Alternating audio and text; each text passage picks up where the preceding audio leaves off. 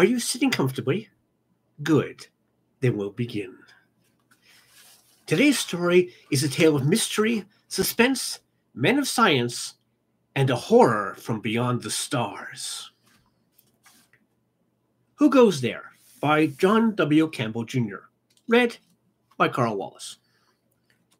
The place stank.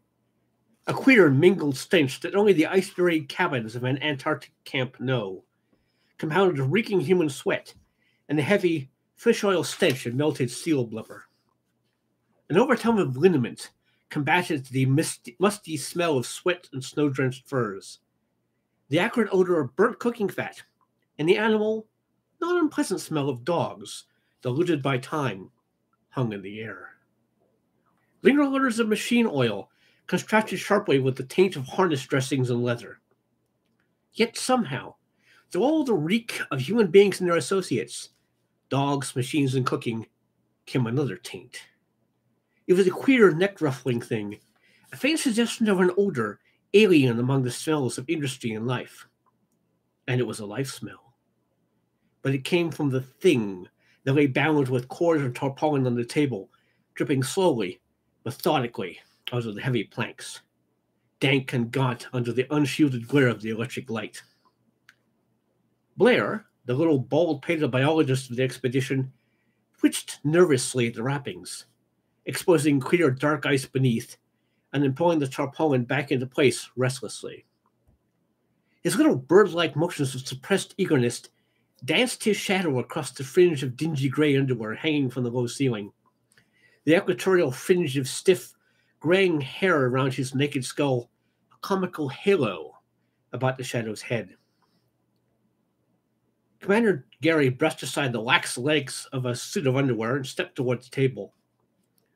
Slowly, his eyes traced around the rings of men sardined into the administration building.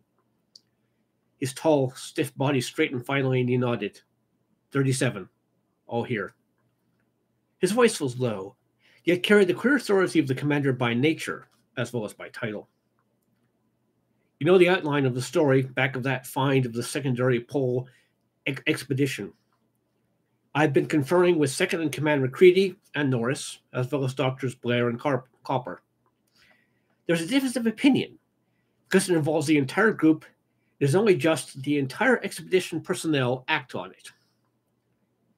I'm going to ask McCready to give you the details of the story, because each of you has been too busy with his own work to follow closely. McCready? Moving from the smoke-blued background, McCready was a figure from some forgotten myth, a looming bronze statue that held life and walked.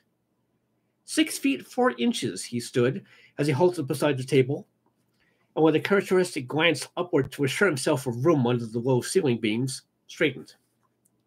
His rough, clashingly orange windproof jacket he still had on, yet on his huge frame it did not seem misplaced. Even here, 4 feet beneath the driftwind that droned across the Antarctic waste above the ceiling, the cold of the frozen continent leaked in and gave meaning to the harshness of the man. And he was bronze. His great red bronze beard, the heavy hair that matched it, the gnarled, corded hands gripping and relaxing on the table planks were bronze. Even the deep sunken eyes beneath heavy brows were bronzed. Age-resisting endurance of the metal spoke in the cragged, heavy outlines of his face and the mellow tones of the heavy voice. Norris and Blair agree on one thing.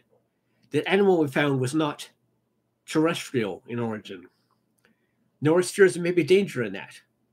Blair says there's none. But I'll go back to how and why we found it. To all that was known before we came here, this point was exactly over the south magnetic pole of Earth. The compass does point straight down here, as you all know. The more delicate instruments of the physicists, instruments especially designed for this expedition and its study of the magnetic pole, detected a secondary effect, a less powerful magnetic influence about 80 miles southwest of here. The secondary magnetic expedition went out to investigate it. There's no need for details. We found it, but it was not the huge meteorite or magnetic mountain Norris had expected to find.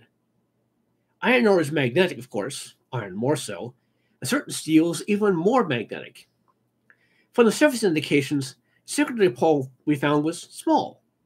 So small the magnetic effect it had was preposterous. Preposterous. No magnetic window conceivable could have that effect. Settings to the ice indicating it was 100 feet of the glacier surface.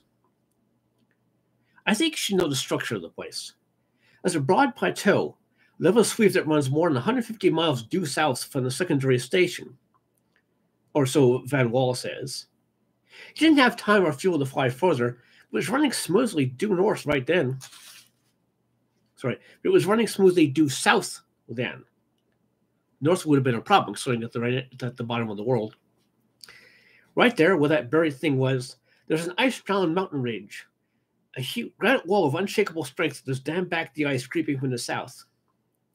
400 miles due south is the South Polar Plateau. You've asked me at various times why it gets warmer here when the wind rises, and most of you know. As a meteorologist, I'd have staked my word that no wind could blow at minus 70 degrees, that no more than a 5-mile wind could blow at minus 50, without causing warming due to friction with the ground, snow, ice, and the air itself. We camped there on the lip of that ice-bound mountain range for 12 days. We dug camped in the blue ice to form the surface and escaped most of it.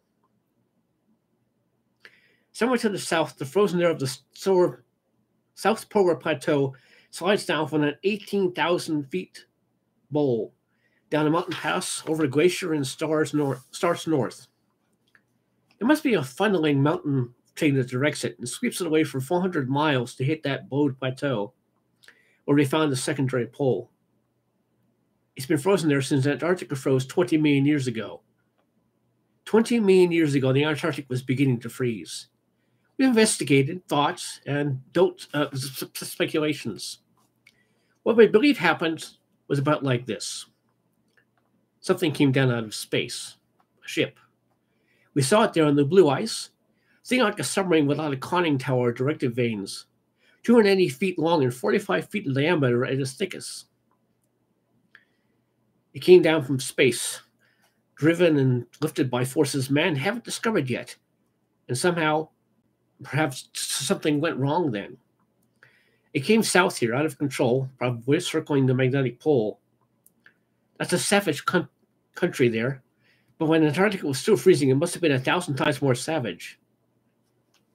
The swirl in there must have been particularly bad, the wind hurling a solid blanket of white over the lip of the now buried mountain. The ship struck granite head-on and cracked up. Not every one of the passengers in it was killed, but the ship must have been ruined, or driving a mechanism locked. It tangled with Earth's magnetic field, Norris says. Nothing made by intelligent beings can tangle with the dead immensity of a planet's natural forces and survive. One of his passengers stepped out. The one we saw there never fell below 41, and the temperature never rose above minus 60. Then, the wind must have been stronger. There was drift falling in a solid sheet. The thing was lost completely in 10 paces. He paused for a moment, a deep, steady voice giving way to the drone of wind overhead, and the uneasy, malicious gurgling in the pipe of the galley stove. Drift. A drift wind was sweeping by overhead. Right now the snow picked up and the mumbling wind fled in level, blinding lines across the face of the buried camp. If a man stepped out of the tunnels that connected each of the camp buildings beneath the surface, he'd be lost in 10 paces. As for at the surface, it was white death.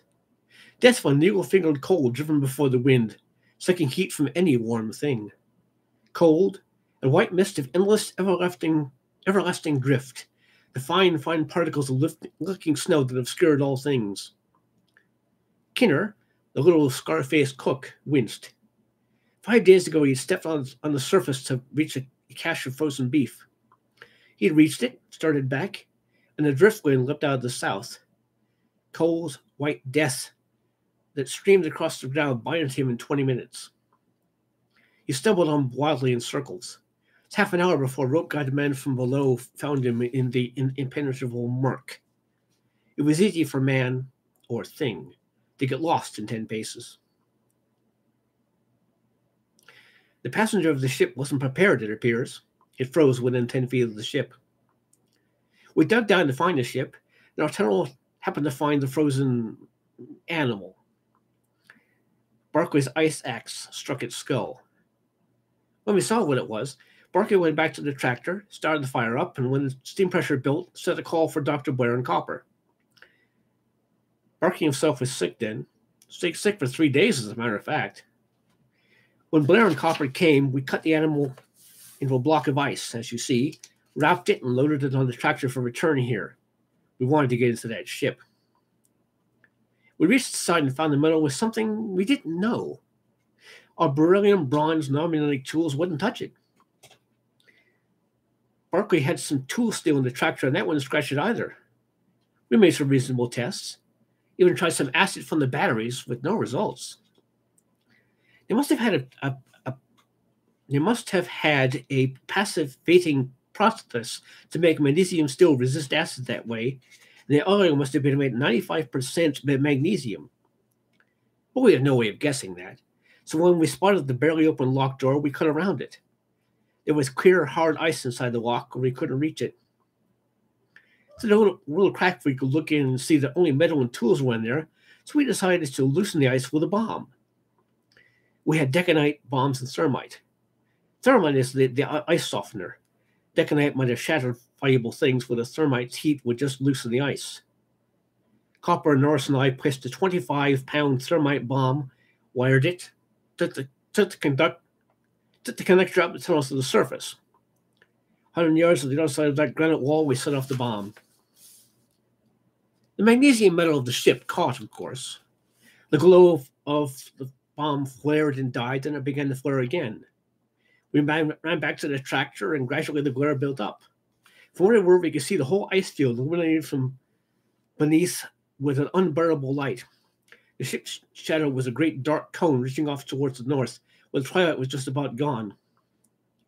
For a moment it lasted, and we counted 3 other shadow things that might have been other passengers frozen there. Then the ice was crashing down against the ship. That's why I told you about that place. The wind sweeping now for the pole within our backs. Steam and hydrogen flame were torn away in white ice fog. The flaming heat under the ice there was yanked away towards the Antarctic Ocean before it touched us. Somewhere in the winding inferno we could see great hunched things, black bulks glowing even so. They shed even the furious incandescence of magnesium for a time. Those must have been the engines, we knew. Secrets going in blazing glory. Secrets that might have given man the planets. Mysterious things that could lift and hurl that ship. And it sucked in the forces of the Earth's magnetic field. Insulation, something, gave way.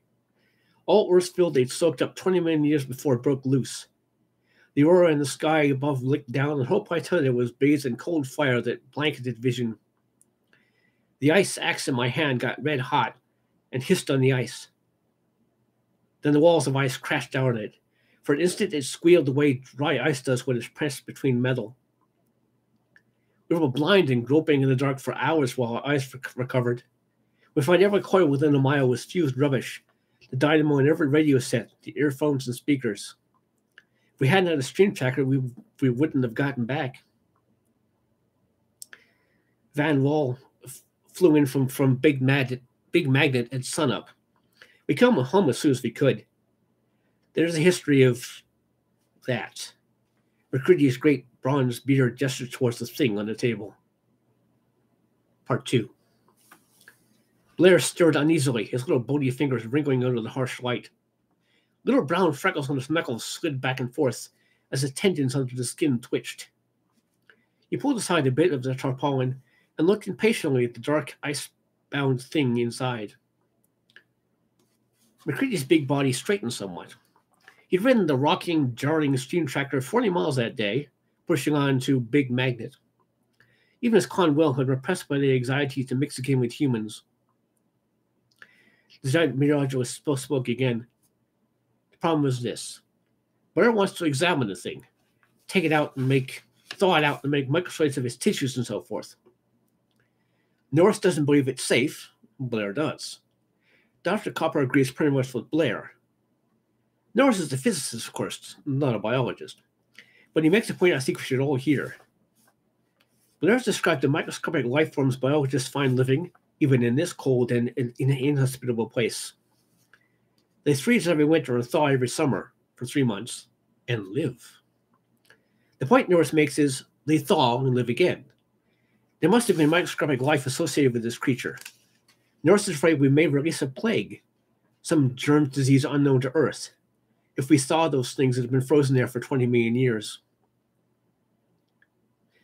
Blair admits such microlife might retain the power of living. Such unorganized things as individual cells can retain life for unknown periods when solidly frozen.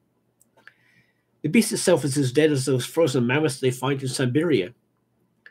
Organized, highly developed life forms can't stand that treatment, but microlife could.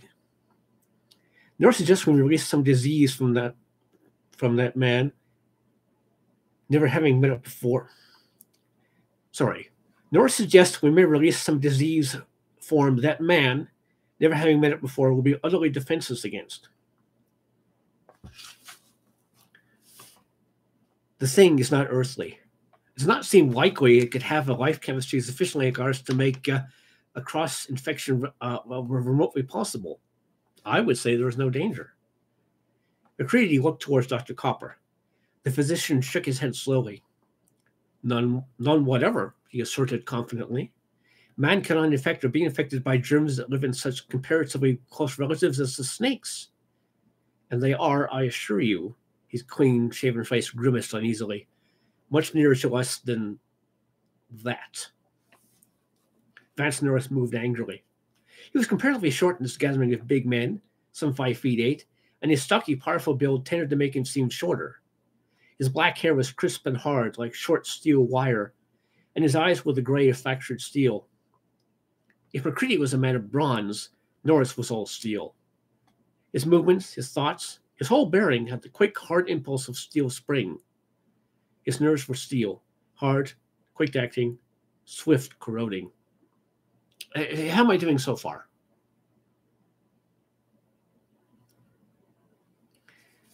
He was decided on his point now, and he lashed out his defense with a characteristic quick, clipped flow of words. Different chemistry be damned. The thing may be dead, or by God it may not, but I don't like it. Damn it, Blair, let him see the monstrosity you're petting over there. Let him see the foul thing aside from themselves why they want that thing thawed out in this camp. Thawed out, by the way. It's got to be thawed out in one of the shacks tonight, if it is thawed out. Somebody, who's watchman tonight? Conant. Cosmic Grace tonight. Well, you get to sit up with that 20 million year old mummy of his. Unwrap it, Blair. How the hell can they tell what they're buying if they can't see it? It may have a different chemistry. I don't know what else it has, but I know it has something I don't want. If you can judge by looking at its face, it isn't human, so maybe you can't. It was a noise when it froze. Annoyed, in fact, is about as close approximation to the way it felt as crazy, mad, insane hatred. How can these birds tell what they're voting on? They haven't seen those 3 red eyes and that blue hair like crawling worms. Crawling. Damn, it's crawling there on the ice right now. Nothing Earth ever spawned had the unutterable sublimation of devastating wrath that thing let loose in its face when it looked around this frozen desolation 20 million years ago. Mad? It was mad clear through. Searing, blisteringly mad. Hell, I've had bad dreams ever since I looked at those 3 red eyes. Nightmares. Dreaming the thing thawed out and came to life.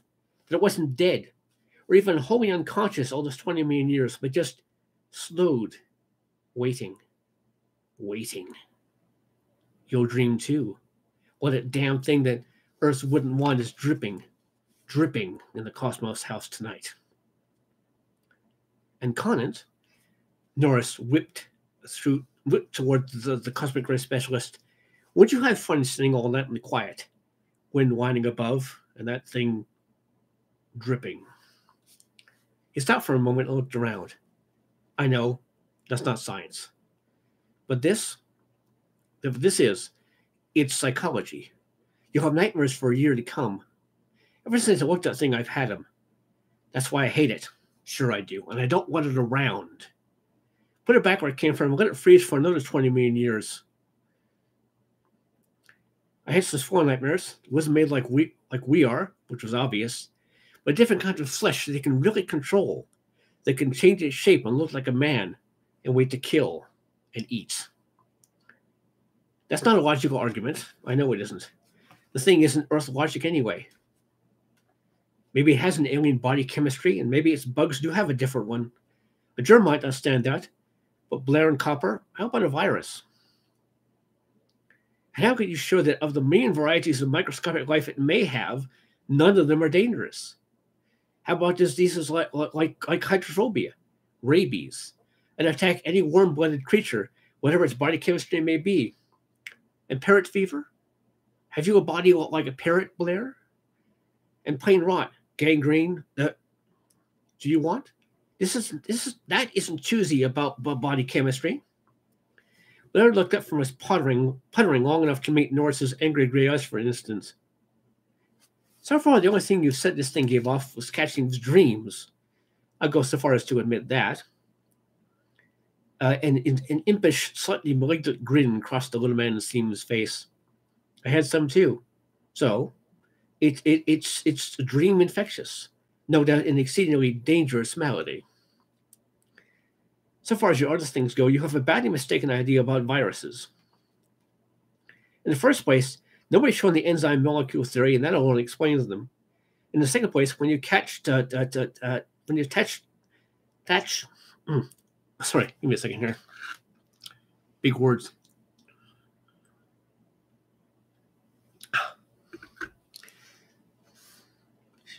In the second place, when you catch a tobacco mosaic or wheat rust, let me know.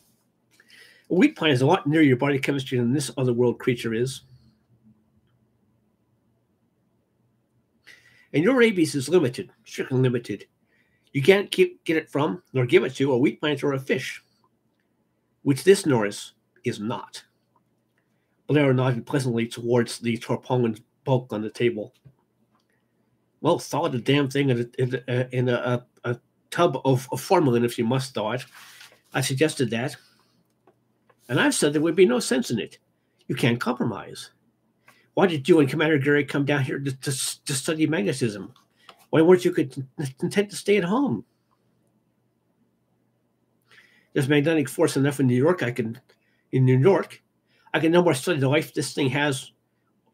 I can no more study the life this thing once had from a formalin pickled sample than you get the information you wanted back in New York. And if this one is so treated, never in all time to come can there be a duplicate. The race it came from must have passed away in 20 million years it lay frozen. So even if it came from Mars then, we'd never find its like. And the ship is gone. There's only one way to do this, and that's the best possible way. It must be thawed slowly, carefully, and not in formalin. Commander Gary stood forward again, and Norris stepped back, muttering angry. I think Blair is right, gentlemen. What do you say? Conrad grunted. Sounds right to us, I think. Only perhaps he ought to stand over it. Perhaps he ought to stand watch over it while it's thawing. He grinned ruefully, brushing a stray lock of ripe cherry hair back from his forehead. So I'd die, in fact, if he sits up with his jolly little corpse. Gary smiled slightly. A gentle chuckle of agreement rippled over the group. I should think any ghost that may have had would have starved to death if it hung around here that long, Conrad, Gary suggested. And you are capable of taking care of it. Conrad shook himself uneasily. I'm not worried about ghosts. Let's see that thing. Eagerly, Blair was stripping back the ropes. A single throw of the tarpaulin revealed the thing. The ice had melted somewhat in the heat of the room, and it was clear and blue as thick, good glass. It shone wet and sleek under the harsh light of the unshielded globe above. The room stiffened abruptly. It was face up there on the plain, greasy planks of the table. The broken half of the bronze ice axe was still buried in the queer skull. 3 mad, hate-filled eyes blazed up with a living fire, bright as fresh spilled blood. from a face ringed with a writhing, loathsome nest of worms, blue mobile worms that crawl where hair should grow. Van Wall, 6 feet and 200 pounds of ice-nerved pilot, gave a queer strangled gasp and butted, stumbled his way out to the corridor. Half the company broke for the doors. The others stumbled away from the table. McCready stood at one end of the table watching them, his great body punted solidly on his powerful legs. Norris, from the opposite end, glowered at the thing with smoldering hate. Outside the door, Gary was talking with half a dozen of the men at once. Blair had a tack hammer. The ice-cased thing sloughed crisply under its steel claw as it peeled from the thing it had cased for 20 million years. Part 3. I know you don't like this thing, Conan, but it just has to be thought out right. You say leave it as it is till we get back to civilization. All right, I'll admit your argument that we could do a better and more complete job there is sound. But how are we going to get this across the line? We have to take this to one temperature zone, the equatorial, and halfway through the other temperature zone before we get it to New York. You don't want to sit with it one night. You suggest that I hang its corpse in the freezer with the beef? Blair looked up from his cautious chipping, his old freckled skull nodding triumphantly. Kinner, the stocky, scar-faced cook, saved Conant the trouble of entering. Hey, you listen, mister. You put that thing in the box for the meat, and by all the gods that ever were, I'll put you in to keep it company. You birds have brought everything movable into this camp onto my mess tables here already, and I had to stand for that. But you go putting things like that in my middle box, or even my meat catch here, and you cook your own damn grub. But Kinner, this is the only table in Big Magnet that's big enough to work on. Bar objected. Everybody's explained that. Yeah, and everybody's brought everything else in here. Clark brings his dogs in every time there's a fight and sews them up on that table. Ralston brings in his sledges. Hell, the only thing you haven't had on that table is the Boeing. And you'd have had that, and if you could figure out a way to get it through the tunnels. Commander Gary chuckled and grinned at Van Wall, the huge chief pilot. Van Wall's great blond beard twitched suspiciously as he nodded gravely to Kinner. You're right, Kinner. The aviation department is the only one that treats you right. It does get crowded, Kinner, Gary acknowledged, but I'm afraid we all find it that way at times. Not much privacy in an Antarctic camp. Privacy? What the hell is that? You know, the thing that really made me weep was when I saw Barkley marching here through here chanting, "The last lumber in the camp, the last lumber in the camp," and carrying it out to build that house in his tractor. Damn it, I missed that moon cut in the door he carried out more than I missed the sun when it set.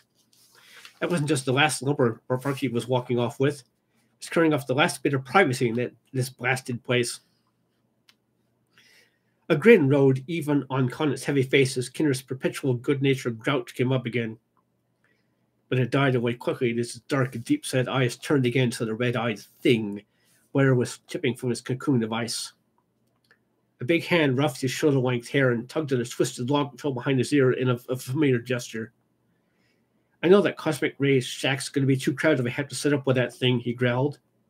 Why can't you go on chipping the ice away from around it? You can do that without anybody butting in, I assure you. And hang the thing up over the power plant boiler. That's warm enough. It'll throw out a chicken, even a whole side of beef, in a few hours. I know, Blair protested, dropping his tack hammer to gesture more effectively with his bony, freckled fingers, his small body tense with eagerness. But this is too important to take any chances. Never was a find like this. There can never be again. It's the only chance men will ever have, and it has to be done exactly right.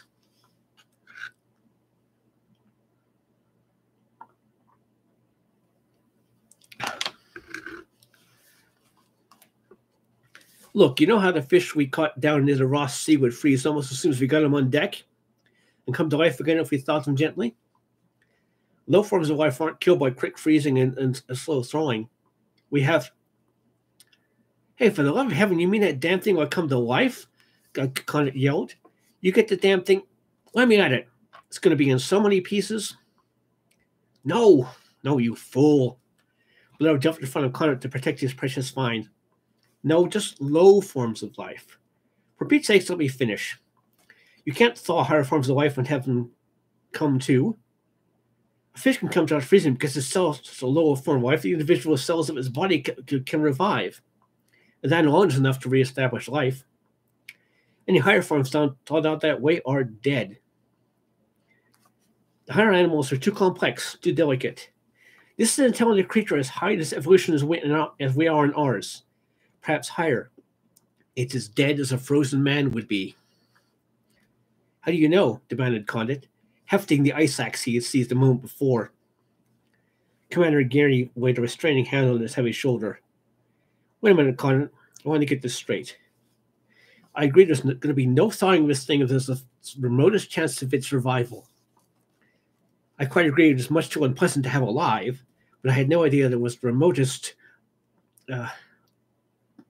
possibility. Dr. Copper pulled his pipe from between his teeth and heaved his stocky, dark body from the bunk he'd been sitting on. Birds being technical. That's dead. As dead as the mammoths they find frozen in Siberia.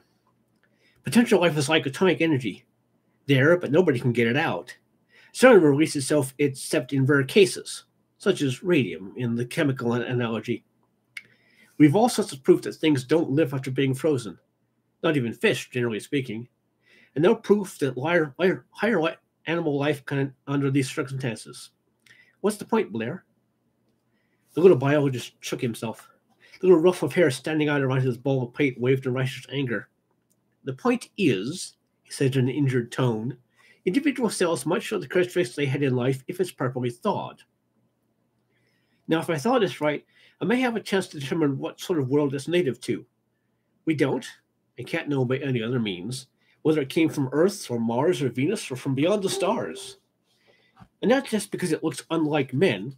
You don't have to accuse it of being evil or vicious or something. Maybe that expression on his face is its equivalent to a resignation to fate. White is the color of mourning to the Chinese. If men can have different customs, why can't a so different race have different understandings of facial expressions? Conant laughed softly, mercilessly. Peaceful resignation. That's the best they can do in the way of resignation. I should exceedingly dislike seeing it when it was looking mad. That face was never designed to express peace. Just didn't have anything. It just didn't have any philosophical thoughts like peace in its makeup. I know it's your pet, but be sane about it. The thing grew up on evil, at the last slowly roasting alive the local equivalent of kittens, and amused itself to maturity on new and ingenious torture. You haven't the slightest right to say that, snapped Blair. How do you know the first thing about the meaning of a facial expression inherently inhuman? It may well have no human equivalent whatsoever. This is just a different development of nature, another example of nature's wonderful adaptability. Growing in another, perhaps harsher world is different from in features, but is just as much a legitimate child of nature as you are. You are displaying the childish human weakness of hating the different. Just because its nature is different, you haven't any right to say it's necessarily evil. Norris burst out a single explosive, ha! He looked down the thing. Maybe the things from other worlds don't have to be evil just because they're different. But that thing was. Child of nature, eh?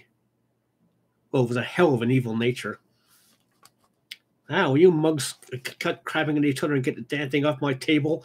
Kinner growled. And put a canvas over it. It looks indecent. Kinner's gone modest, jeered Conant. Kinner slanted his eyes up to the big physicist. The scarred cheek twisted to join the line of his tight lips and twisted grin. All right, big boy, and what were you guessing about it a minute ago? We can sit sitting in a chair next to you tonight if you want. I'm not afraid of its face, Conant snapped. I don't like keeping awake over its corpse, particularly when I'm going to do it. Kinner's grin spread. Uh-huh. He went to the galley stove and shook down ashes vigorously, drowning the brittle chipping of the ice as Blair fell to work again.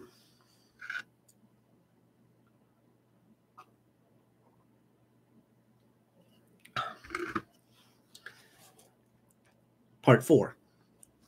Cluck, reported the cosmic ray catcher. Cluck, brr, cluck. Conant started and dropped his pencil. Damnation. The physicist looked toward the far corner, back at the Geiger counter on the table near that corner, and crawled to the desk at which he had been working to retrieve the pencil. He sat down to his work again, trying to make his writing more even. It tended to have jerks and quavers in it, in time with the abrupt, proud hen noises of the Geiger counter. The muted whoosh of the pressure lamp he was using for illumination, the mingled gargles and bugle calls of a dozen men sleeping on the corridor in Paradise House, formed the background sounds for the irregular clicking noises of the counter, the occasional rustle of falling coal on the copper-bellied stove, and a soft, steady drip, drip, drip from the thing in the corner. Conant jerked a pack of cigarettes from his pocket, snapped it so that a cigarette protruded and jabbed a cylinder in his mouth. The lighter failed to function, and he pawed angrily through the pile of papers in search of a match. He scratched the wheel of the lighter several times, dropped it with a curse, and got up to pluck a hot coal from the stove with the coal tongs. The lighter functioned instantly when he tried it on returning to the desk. The counter ripped out a series of clucking guffaws as the burst of cosmic rays struck through to it. Conant turned to glare at it and tried to concentrate on an interpretation of data collected during the past week. He gave up and yielded to curiosity, or nervousness, lifted the pressure lamp from the desk and carried it over to the table in the corner. The beast had been thawing for nearly 18 hours now. He poked at it with an unconscious caution with the coal tongs. The flesh was no longer hard as armor plate, but it assumed a rubbery texture. It looked like wet rubber glistening under droplets of water, like little round jewels on the glare of the gasoline pressure lantern. Conant felt an unreasoning desire to pour the contents of the lamp's reservoir over the thing in its box and drop the cigarette in. The three red eyes glared up at him sightlessly, the ruby eyeballs reflecting murky, smoky rays of light. He realized vaguely they'd been looking at him for a very long time. Even vaguely understood that they were no longer sightless.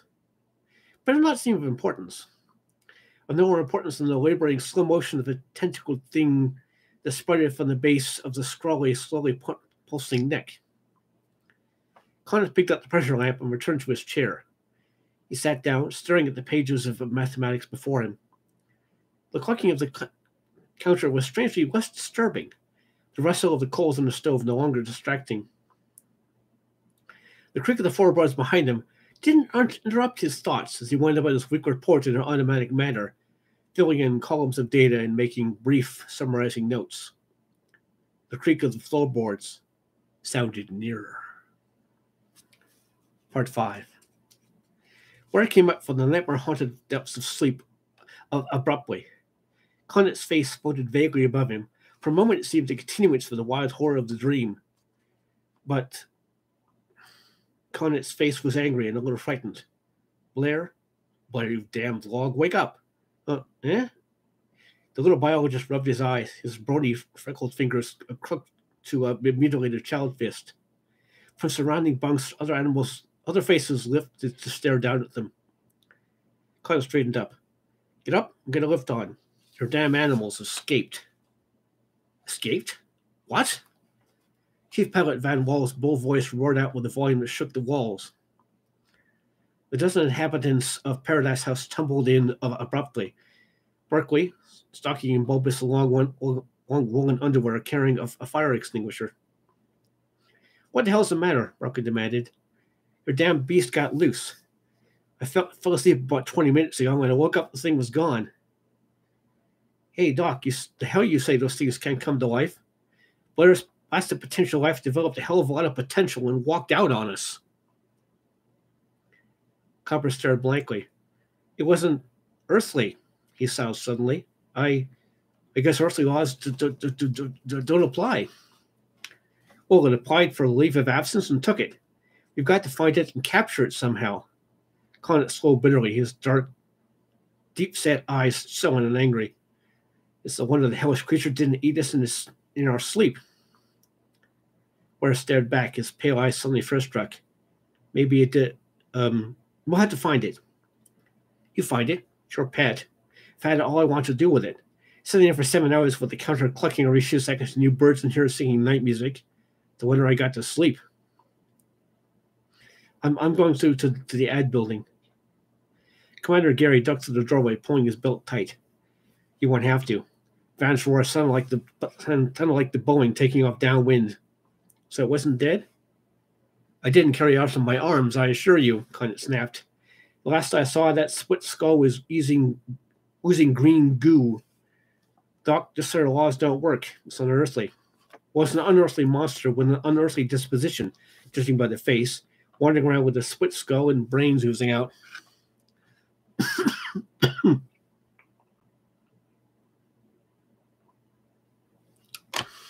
Still with me, folks?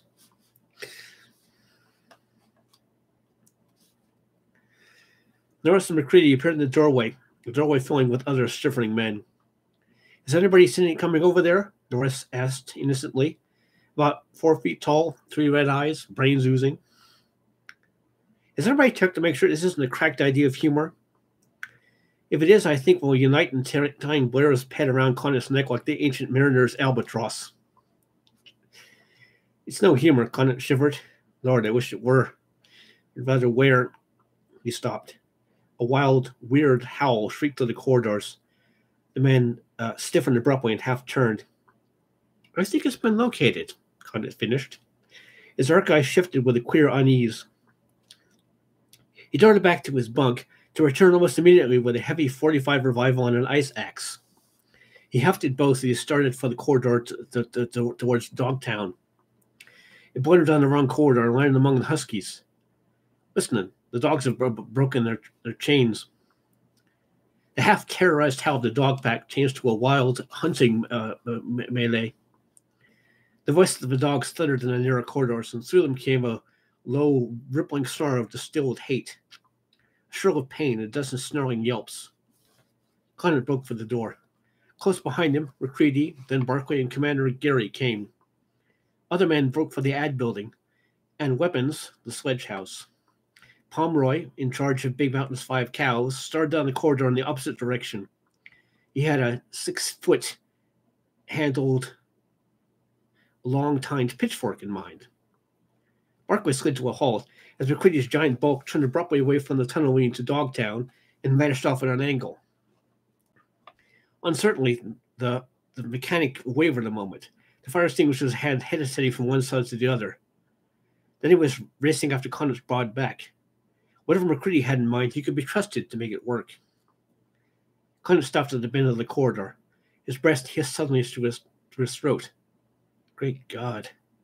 The revolver exploded thunderously. 3 numbing, palpable waves of sound crashed through the confined corridor. 2 more. The revolver dropped to the hard-packed snow of the trail, and Barclay saw the ice axe shift into the defensive position. Conant's powerful body blocked his vision. Beyond, he heard something mewing and, insanely, chuckling. The dogs were quieter. There was a deadly seriousness in their low snarls. Taloned feet scratched at hard-packed snow. Broken chains were clinking and tangling. Conant shifted abruptly, and Barclay could see what lay beyond. For a moment, he stood frozen. Then his breath went out in a gusty curse. The thing launched itself at Conant. The powerful arms of the man swung the ice axe flat side first at what might have been a hand. It scrunched horribly, and the tattered flesh, ripped by half-dozen savage huskies, leapt to his feet again. The red eyes blazed with an unearthly hatred, an unearthly, unkillable vitality. Barclay turned the fire extinguisher on it. The blinding, blistering stream of chemical spray confused it, baffled it, together with the savage attacks of the huskies. Not for long afraid of anything that did or could live, he held it at bay. McCready wedged men out of his way and drove down the narrow corridor, packed with men unable to reach the scene. There was a sure foreplanned drive to McCready's attack. One of the giant blowtorches used to warm in the plane's engine within his bronze hands. It roared gustily as he turned the corridor and opened the valve. The man mewing hissed louder. The dog scrambled back from the 3-foot lance of blue-hot flame. Bar, get a power cable, run it in somehow. And a handle. We can electrocute this monster if I don't incinerate it. McCready spoke with authority of planned action. Barkley turned down the long corridor to the power plant, but already before him, Norris and Van Wall were racing down. Barkley found the cable and electrical cache in the tunnel wall, and in half a minute he was hacking at it, walking back. Van Wall's voice rang out in a warning shot of power as the emergency gasoline-powered dynamo thundered into action. Half a dozen other men were down there now. The coal kindling was going to the firebox of the steam power plant. Norris, cursing in a low, dudley monotone, was working with quick, sure fingers on the other end of Barkley's cable, splicing in a contactor in one of the power leads. The dogs had fallen back when Barkley reached the corridor bend, fallen back for a fierce monstrosity that glared from baleful red eyes, mewing in trapped hatred. The dogs were a semicircle of red-dipped muscles with a fringe of glistening white teeth, whining with a vicious eagerness that near matched the fury of the red eyes.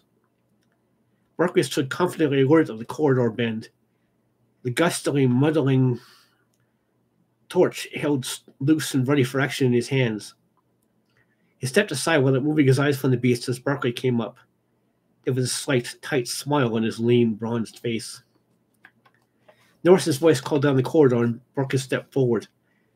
The cable was taped to the long handle of a snow shovel. The two conductors split and held 18 inches apart by a scrap of lumber lashed at right angles across the far end of the handle. Bare copper conductors, charged with 220 volts, glinted in the light of pressure lamps. The thing mewed and halted and dodged. McCready advanced to Barkley's side. The dog beyond sensed the plan with the almost telepathic intelligence from trained huskies. Their whimpering grew shriller, softer. Their mincing steps carried them nearer. Abruptly, a huge, night-black Alaskan leapt out of the trapped thing. It turned, squalling, saber-clawed feet slashing. Barkley leapt forward and jabbed. A weird, shrill scream rose and choked out. The smell of burnt flesh in the corridor intensified. Greasy smoke curled up. The echoing pound of the gas-electric dynamo down the corridor became a slugging thud. The red eyes clouded over in a stiffening, jerking travesty of a face. Arm-like, leg-like members quivered and jerked. The dog leapt forward and Barkley yanked back his shovel-handed weapon. The thing in the snow did not move as gleaming teeth ripped it open. Part 6. Gary looked about the crowded room. 32 men, some tense nervously, standing against the wall, some uneasily relaxed, some sitting, most perforce standing, as intimate as sardines. 32, plus the 5 engaged in selling out wounded dogs, made 37, the total of personnel. Gary started talking. All right, I guess we're here. Some of you, 3 or 4 at most, saw what happened. All of you who have seen that thing on the table, I can get a general idea. Anyone hasn't? I'll lift his hand straight to the tarpaulin bulking over the thing on the table. There was an acrid odor of singed flesh seeping out of it. The men stirred restlessly, hasty denials. It looks rather as though Charnock isn't going to lead any more teams, Gary went on. Barr wants to get this thing and make some more detailed examination. We want to know what happened to make sure right now this thing is permanently, totally dead. Right? Conant grinned. Anybody doesn't agree can sit up with it tonight. All right, then. Blair, what can you say about it? What was it? Gary turned to the little biologist. I wonder if we ever saw its natural form. Blair looked at the covered mass. It may have been imitating beings that built that ship, but I don't think so. I think that was its true form. Those of us who were up near the bend saw the thing in action. The thing on the table was the result. When it got loose, apparently, it started looking around. Antarctica was still frozen. It was ages ago when the creature first saw it, and froze. From observations where it was thawing out, and the bits of tissue I cut and hardened down, I think it was native to a hotter planet than Earth.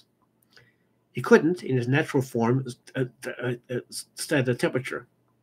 There's no life from Earth that can live in Antarctica during the winter, but the best compromise is the dog. He found the dogs and somehow got near enough to Charnock to get him. The others heard it. smelled it, heard it, I don't know. Anyway, they went wild and broke, changed, and attacked it before it was finished. The thing we found was part charnock, clearly only half dead, part charnock half digested by the jelly-like protoplasm of that creature, part the remains of the thing we originally found, sort of melted down to the basic protoplasm. When the dogs attacked it, it turned the best fighting thing it could think of. Some other world beast, apparently. Turned, snapped Gary. How? Everything I think is made of jelly.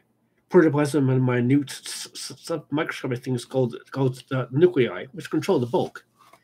This thing was just a modification of that same worldwide plan of nature. You physicists might compare it, individual cell of any living thing, with an atom. The bulk of the atom, the space-filling part, is made up of the electron orbits for the character of things determined by the atomic nucleus. This isn't wildly beyond what we already know, just a modification we haven't seen before.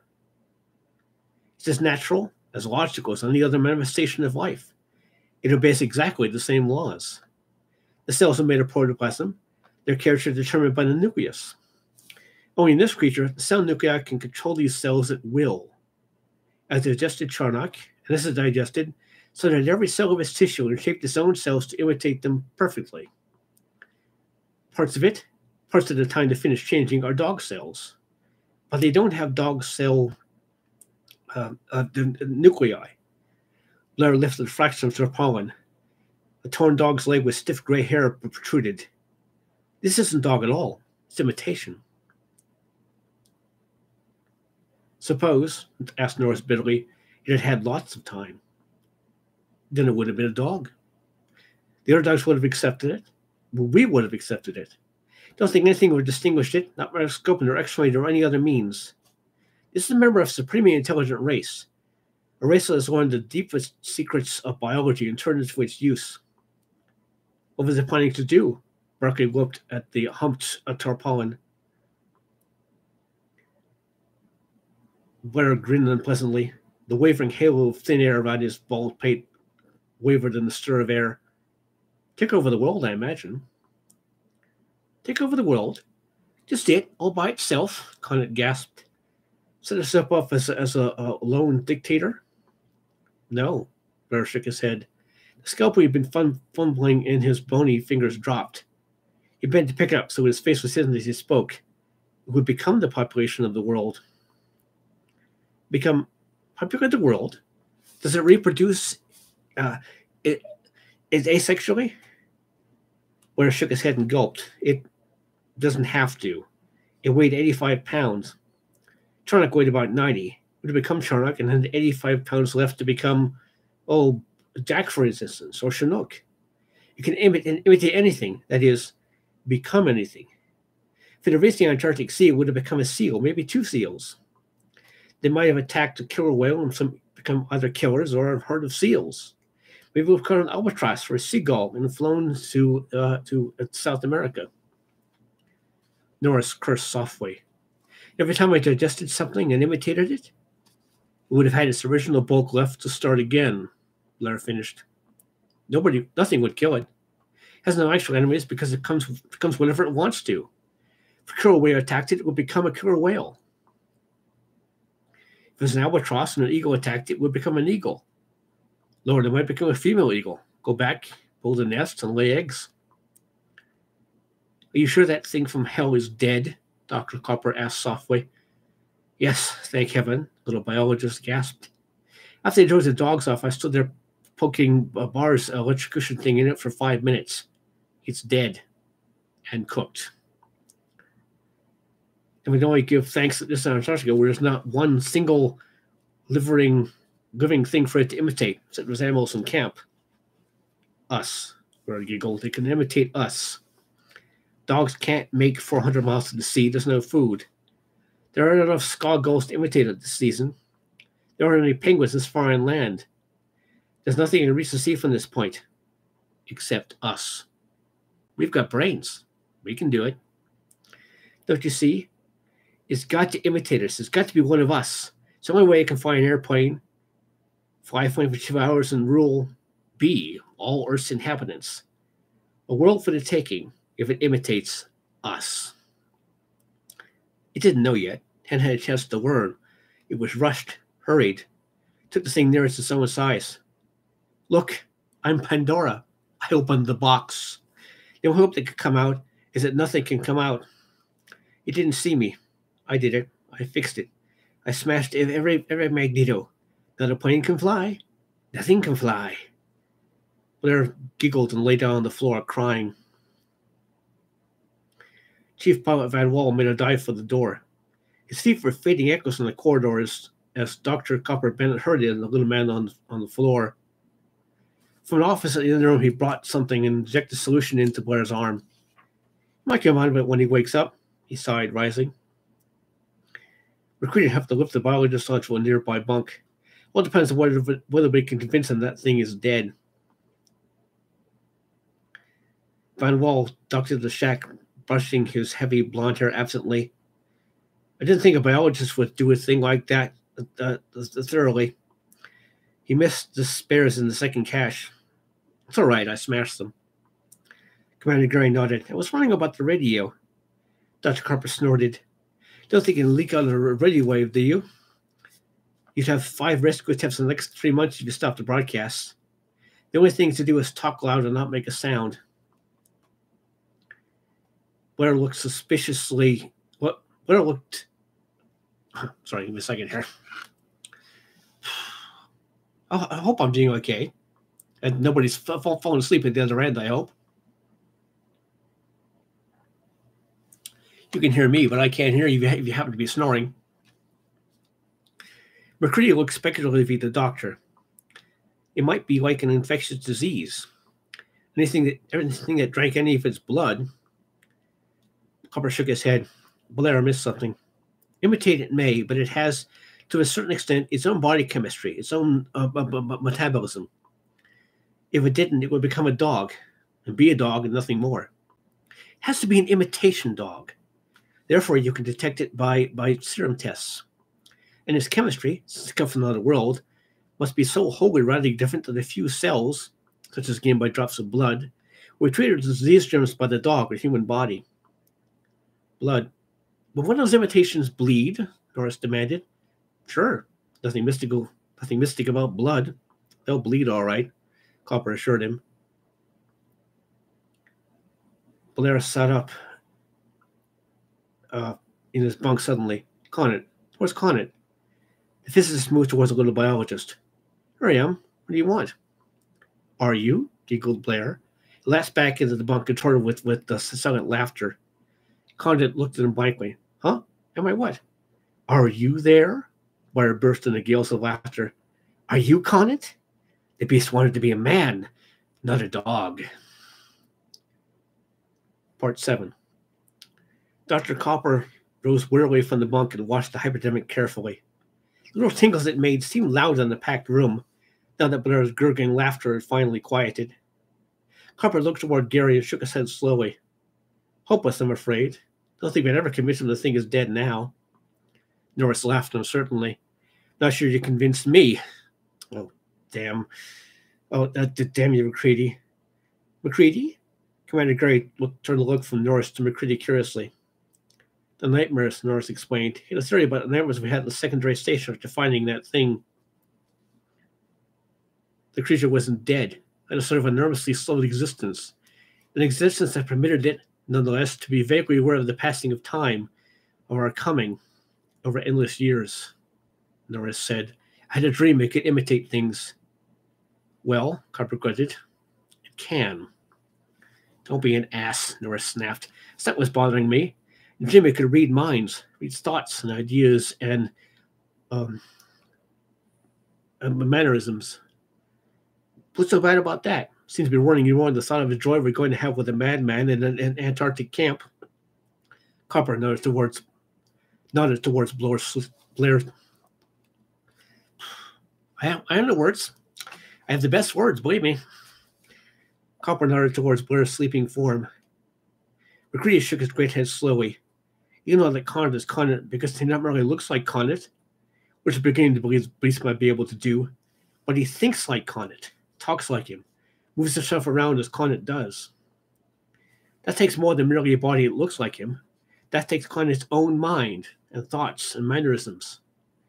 Therefore, though you know this thing might make itself look like Conant, you aren't much bothered because you know it has a mind from another world, a totally inhuman mind that couldn't possibly react and talk and think like a man we know and do it so well as to fool us for a moment. The idea of the creature imitating one of us is fascinating but unreal because it's completely inhuman. It doesn't have a human mind. As I said before, Norris repeated, like a steady McCready, you can say the damnedest things at the damnedest times. Will you be so good as to finish that thought? One way or the other. Kinner, the scar-faced expedition cook, had been standing near Conant. Suddenly he moved down the length of the crowded room towards his familiar galley, shook the ashes from the galley stove noiselessly. It would do it no good, said Dr. Copper, softly as though thinking out loud, to merely look like something it was trying to imitate, have to understand its feelings, its reactions. A good actor, by training himself, can imitate another man's mannerisms, well enough to fool most people. Of course, no actor can imitate so perfectly as to deceive men who had been living with the imitated one in the complete lack of privacy of an Antarctic camp. That would take a superhuman skill. Conant, standing alone at one end of the room, looked about him wildly, his face white. A gentle eddy in the room had guided them slowly down toward the other room, so he stood quite alone. My God, will you shut up? Conant's voice shook. What am I?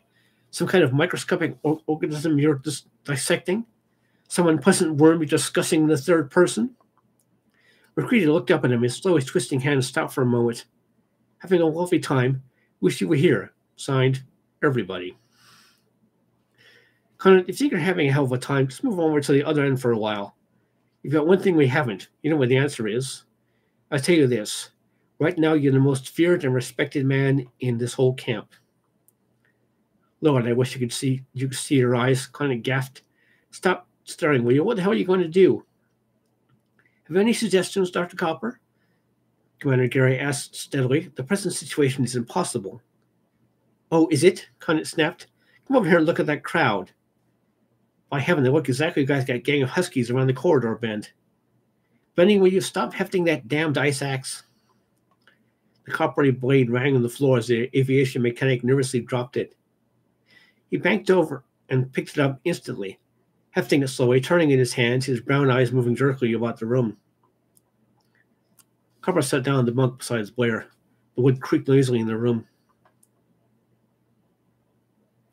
Microscopic examination, said the doctor thoughtfully, will be useless, as Blair pointed out. Considerable time has passed. However, serum tests would be definitive. Serum tests? Commander Gary asked.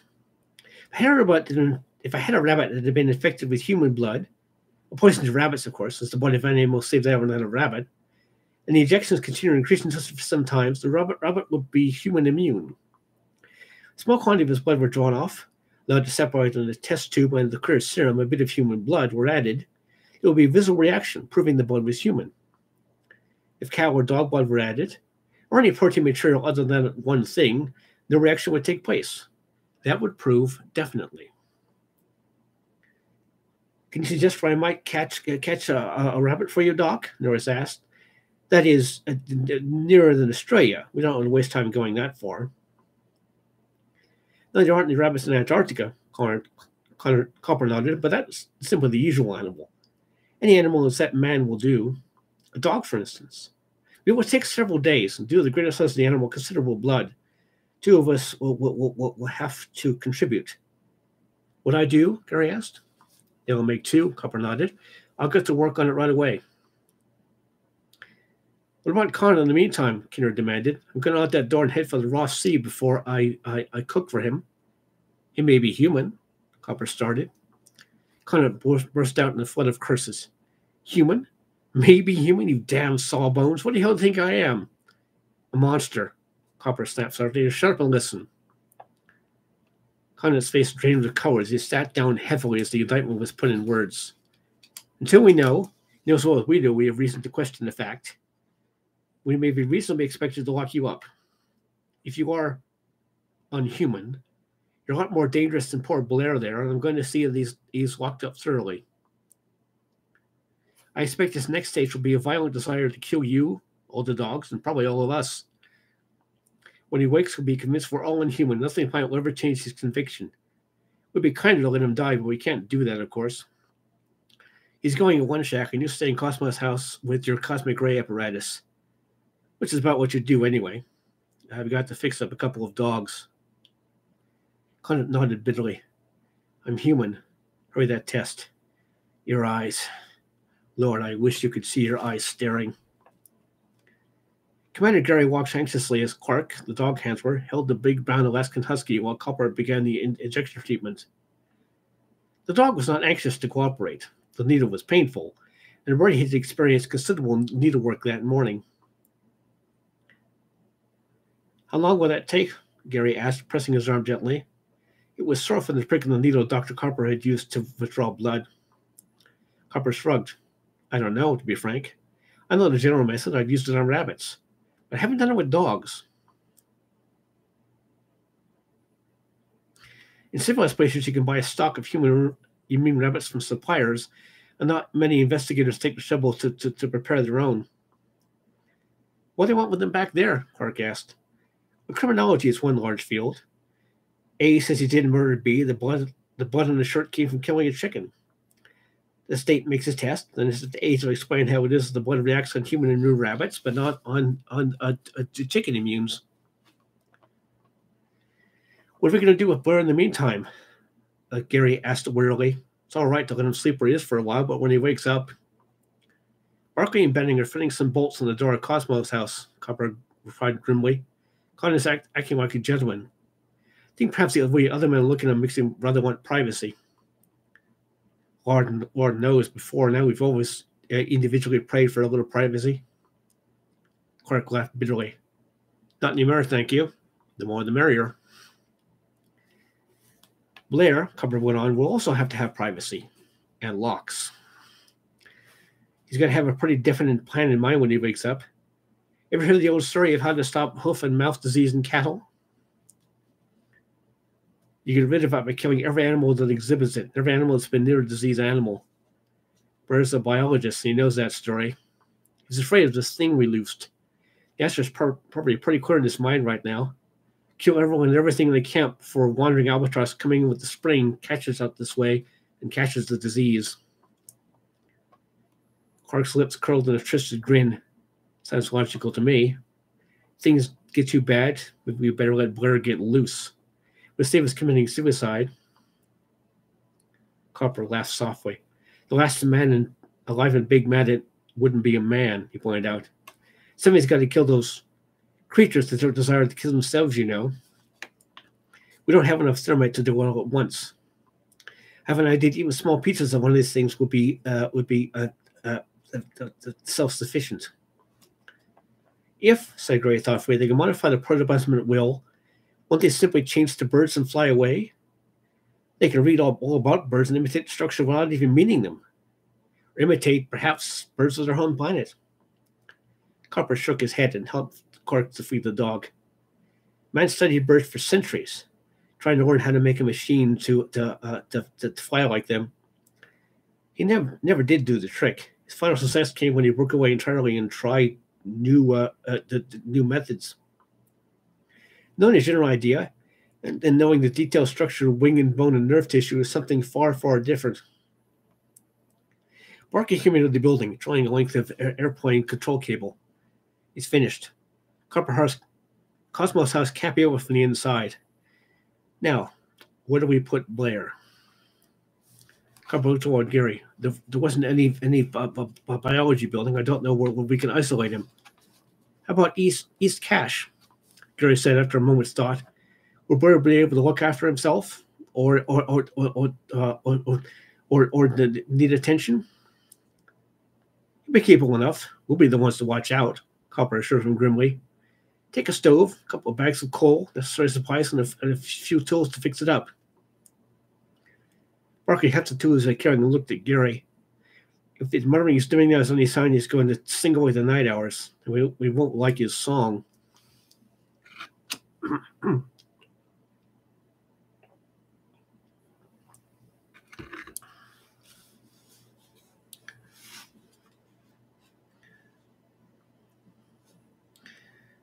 By the way, Commander, what are we going to do this spring now the planes are out of it? Gary sighed. I'm afraid our expedition is going to be a loss. We can't divide our strength now.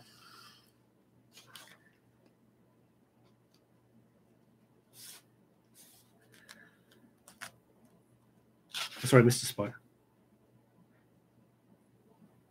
It won't be a loss if we continue to live and come out of this, Copper promised him. The find we've made, if we can get under control, is important enough. The cosmic ray data, magnetic work, and atmospheric work won't be greatly hindered. Gary laughed mercilessly. We just think of the radio broadcasts telling half the world about the wonderful results of our exploration flights, trying to fool men like Bird and Ellsworth back home that are doing something. Copper nodded gravely. They know something's wrong, but men like that have judgment enough to know we wouldn't do tricks without some sort of reason and wait for our return to judge of us. We know enough of the conditions here to put through a good bluff. Just so they don't send rescue expeditions, Gary prayed. If we're ready to come out, we'll have to send word to Captain Forsyth to bring a stock of magnetos when he comes down. You mean if we don't come out? Asked Barclay. I was wondering if a nice running account of eruption or earthquake via radio with a swell wind up by using stick of detonite under the microphone would help. Nothing, of course, will entirely keep people out. One of those swell melodramatic last man alive scenes might make him go easy, though. Gary smiled with genuine humor. Is there anybody in camp trying to figure that one out, too? Copper laughed. What do you think, Gary? We're confident we can win out. But not too easy about it, I guess. Clark grinned up from the dock. He was petting at the calmness. Confident, did you say, Doc? Part 8. Blair moved restlessly around the small shack. His eyes jerked and quivered in vague, fleeting glances at the four men with him. Barclay, 6 feet tall and weighing over 190 pounds. McCready, a bronze giant of a man. Dr. Copper, squat, short, powerful, and Benning, 5 feet 10 of wiry strength. Blair was huddled up against the far wall of the East Cache cabin, his gear piled on the middle floor beside the heating stove, forming an island between him and the four men. His bony hands clenched and fluttered, terrified. I don't want anybody coming here. I'll cook my own food, he snapped nervously. Keener may be home now, but I don't believe it. I'm going to get out of here. I'm not going to eat any food you sent me. I want cans. Sealed cans. Okay, Blair, we'll bring them tonight, Brucker promised. You've got coal and the fire started. I'll make it last. Brucker stuttered forward. Blair instantly skirted to the far corner. Get out! Keep away from me, you monster! The little biologist shrieked and tried to claw his way to the wall of the shack. Keep away from me! Keep away! I won't be absorbed! I won't be! Berkeley relaxed and moved back. Dr. Copper shook his head. Leave him alone. It's easier for him to fix the thing himself. The four men let themselves out. Efficiently, Benning and Berkeley fell to work. There were no locks in Antarctica. There wasn't enough privacy to make them needed.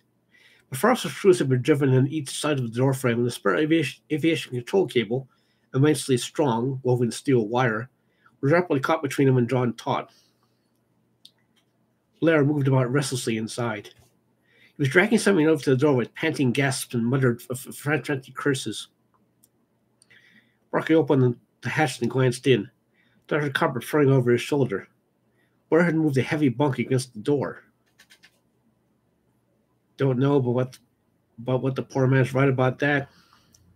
McCready decided if he gets loose, it's his avowed intention to kill each and all of us as quickly as possible, which is something we didn't agree with.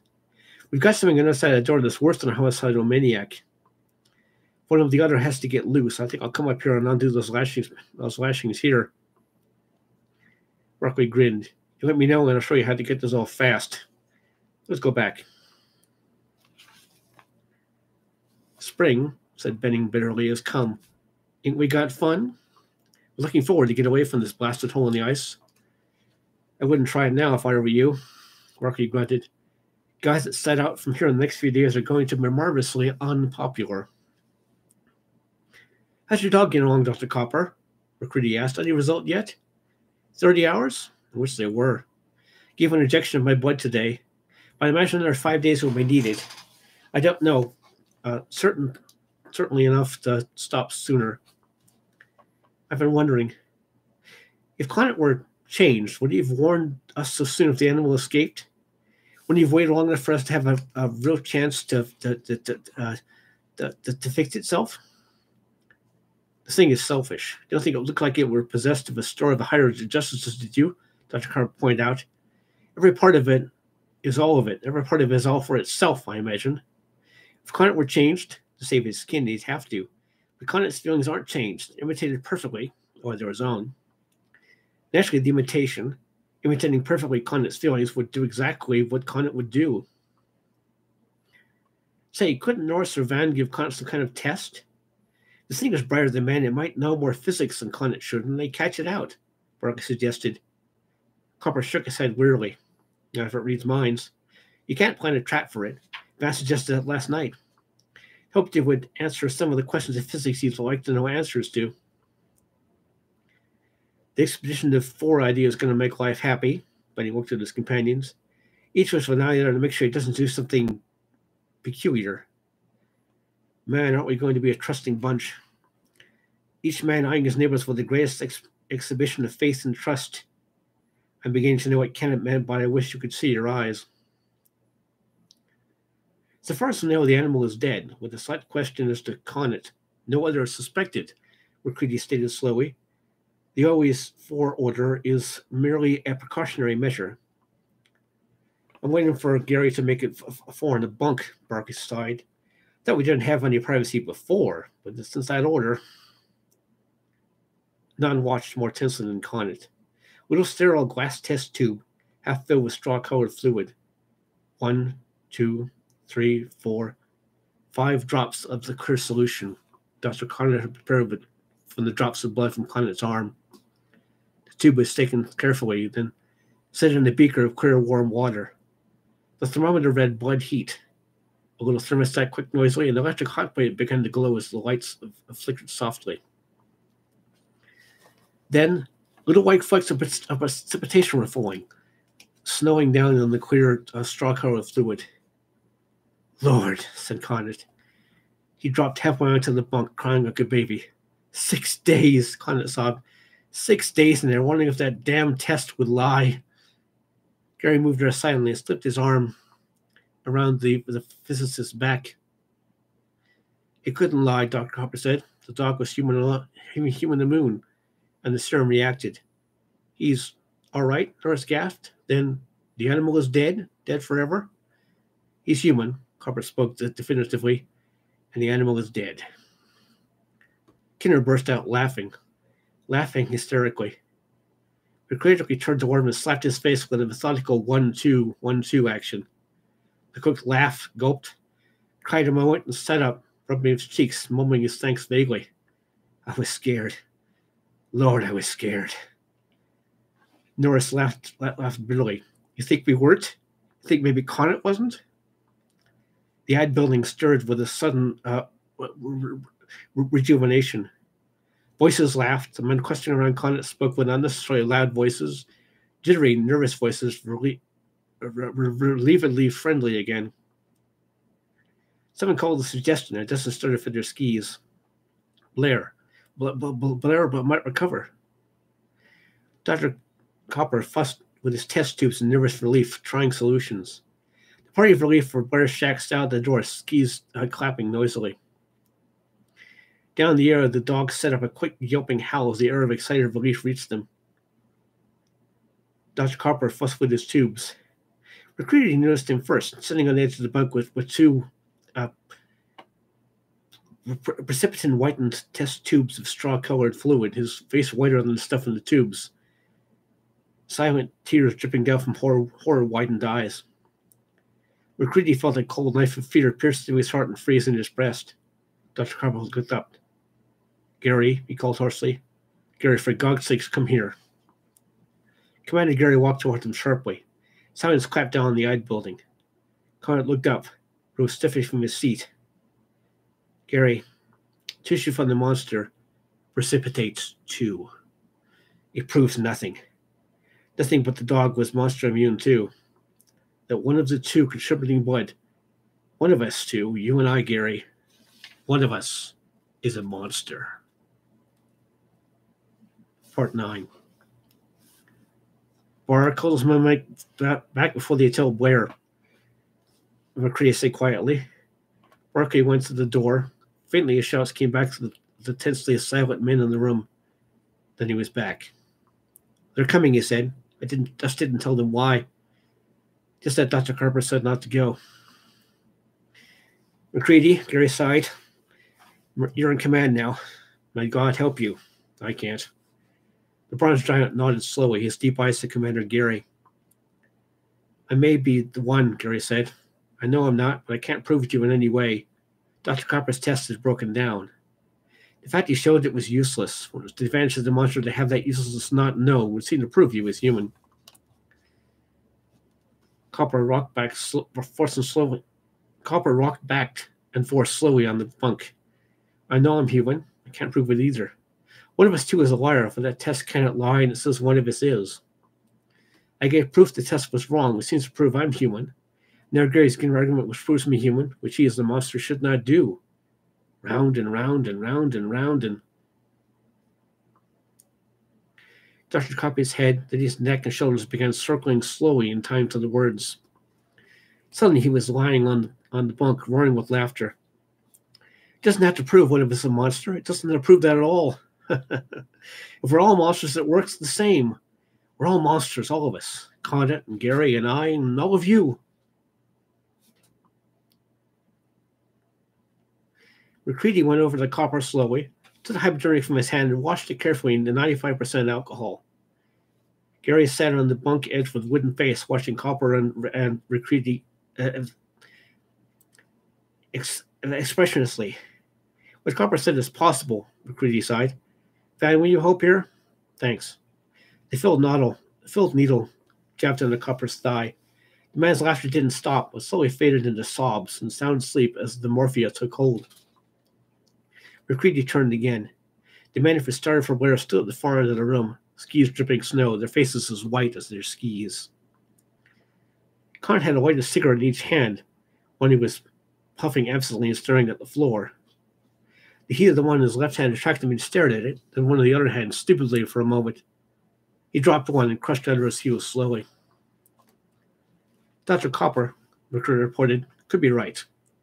I know I'm human, but of course can't prove it. I repeat the test for my own information. Any of you others who wish to may do the same. 2 minutes later, McCready had a test tube with white precipitin settling slowly from straw-colored serum. It reacts to human blood too, so they aren't both monsters. I don't think they were, Van Wall sighed. They wouldn't have do the monsters either. We'd destroyed them if we knew. Why hasn't the monster destroyed us, do you suppose? It seems to be loose. McCready snorted, then laughed softly. Elementary, my dear Watson. The monster wants to have life forms available. It can't animate a dead body, apparently.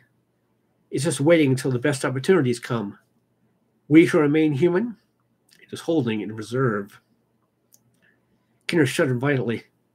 Hey, Mac, would I know if I'm a monster? Would I know if the monster had already got me? Oh, Lord, I may be a monster already. You know, McCready answered. But we wouldn't. Norris laughed softly, half hysterically. McCready looked at the vial of serum remaining. There's one thing this damn stuff is good for at that, he said thoughtfully. Clark, will you and Van help me? The rest of the gang better stick together here. Keep an eye on each other, he said bitterly. See, you don't get into mischief, shall we say? McCready started down the tunnel towards Dogtown with Clark and Van Wall behind him.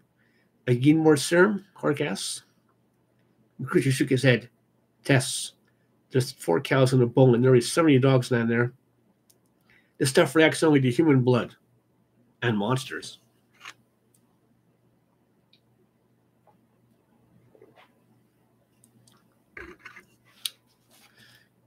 Still with me, folks? Hope so. McCready came back to the ad building and went silently to the washstand. Clark and Van Wall joined him a moment later. Clark's lips had developed into a tick, jerking in sudden, unexpected sneers. What did you do? Connor exploded suddenly. More immunizing? Clark snickled and stopped with a hiccup. Immunizing. Ha! Immune, all right. That monster, said Bumfall steadily, is quite logical. Our immune dog was quite all right. We drew a little serum for the tests, but we won't make any more. Can you use one man's blood on another dog? Doris began. There aren't, said McCready softly, any more dogs. Nor cattle, I might add. No more dogs? Benning sat down slowly.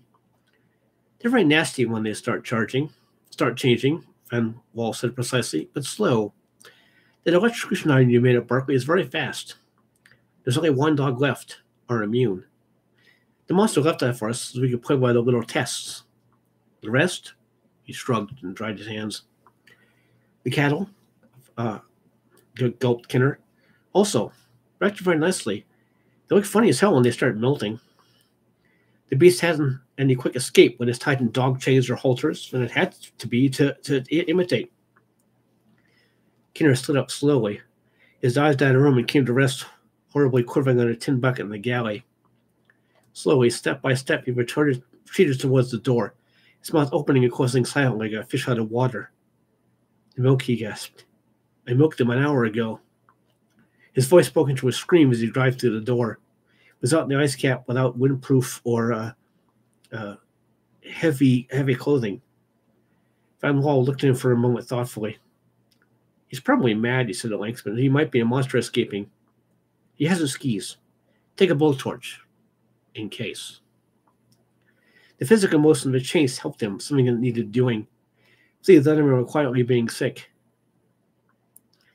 Norris was lying flat on his back, his face greenish, looking steadily at the bottom of the bunk above him. Mac, how long have the cows been not cows? McCready shrugged his shoulders hopelessly. He went over to the milk bucket with a little tube of serum went to work on it. The milk clouded it, making certainty difficult. Finally, he dropped the test tube on the stand and shook his head. It tested negative, which means either they were cows then, or that, being perfect imitations, they gave perfectly good milk. Copper stirred restlessly asleep and gave a gurgling cross between a snore and a laugh. Silent eyes fanced on him. Would Morphia a monster? Somebody started to ask. Lord knows, McCready shrugged. It affects every earthly animal I know. Conant suddenly raised his head. Mac, the dogs must have swallowed pieces of the monsters, and the pieces destroyed them. The dogs were when the monster resided. I was locked up. Doesn't that prove? Van Wall shook his head. Sorry. Proves nothing about what you are, only proves what you didn't do. It doesn't do that, McCready sighed. We're helpless. Because we don't know enough, and so jittery we don't think straight. Locked up. Ever watch a white corpuscle of the blood go through the wall of a blood vessel? It sticks on a pseudopod, and there it is, on the far side of the wall. Oh, said Van Wall unhappily. The cows tried to melt down, didn't they? They could have melted down, come just a thread of stuff and leaked under a door to recook on the other side. Ropes? No, they wouldn't do it. They couldn't live in a sealed tank or... If, McCready said, you shoot into the heart and it doesn't die, it's a monster. That's the best test I can think of offhand. No dogs, said Gary quietly, and no cattle. Has to imitate men now. And locking up doesn't do any good. Your test might work, Mac, but I'm afraid it will be hard on the men. Part 10.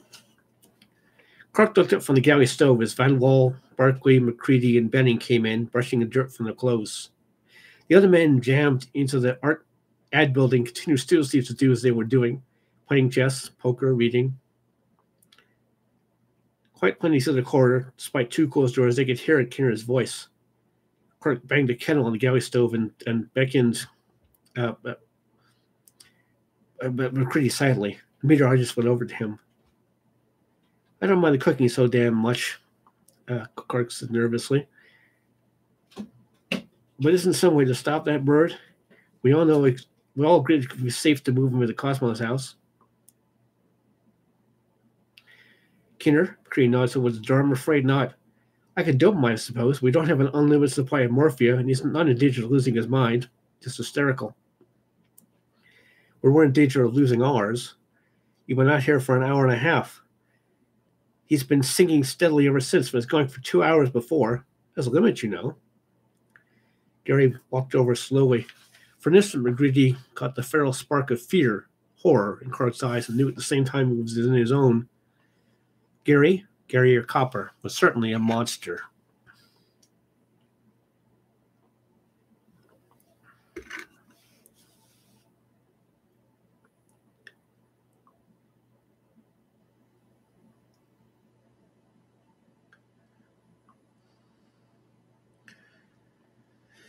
Monster dog and real dog were identical, Gary said. We've got to go on.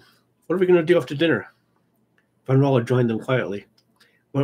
Rotation sleeping. Half the crowd asleep, half awake. One time many of us were monsters. All the dogs were.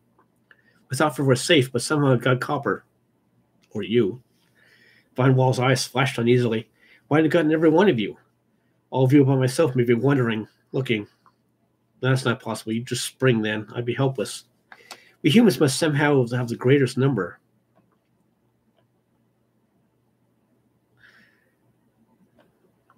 McCready laughed shortly. You're doing what Norris complained of in me, leaving and hanging.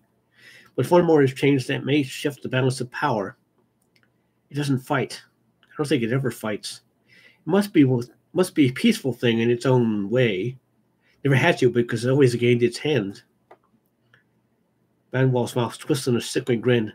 You're suggesting then perhaps it already has the greatest numbers?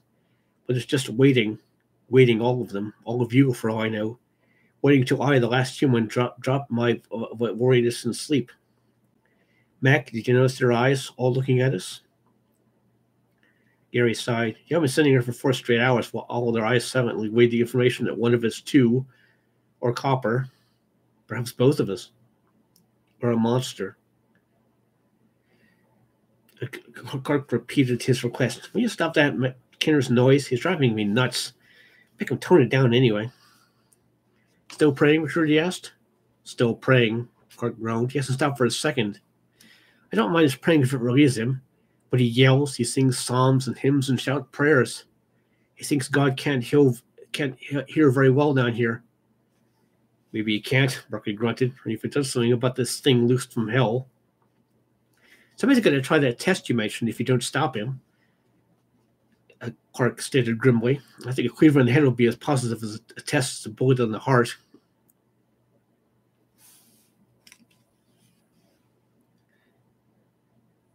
McCready stiffened suddenly.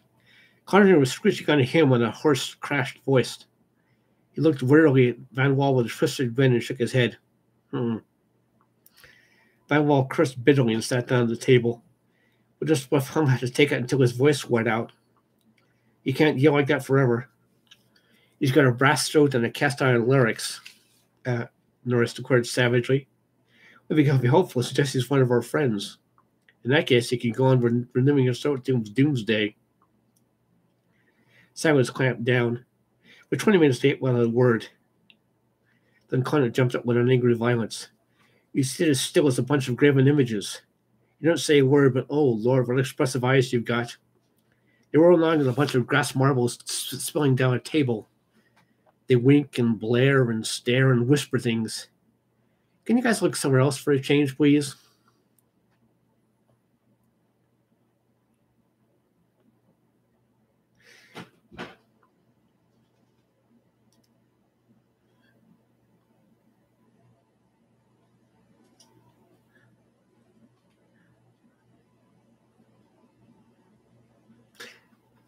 Sorry, I just lost my place for a second there.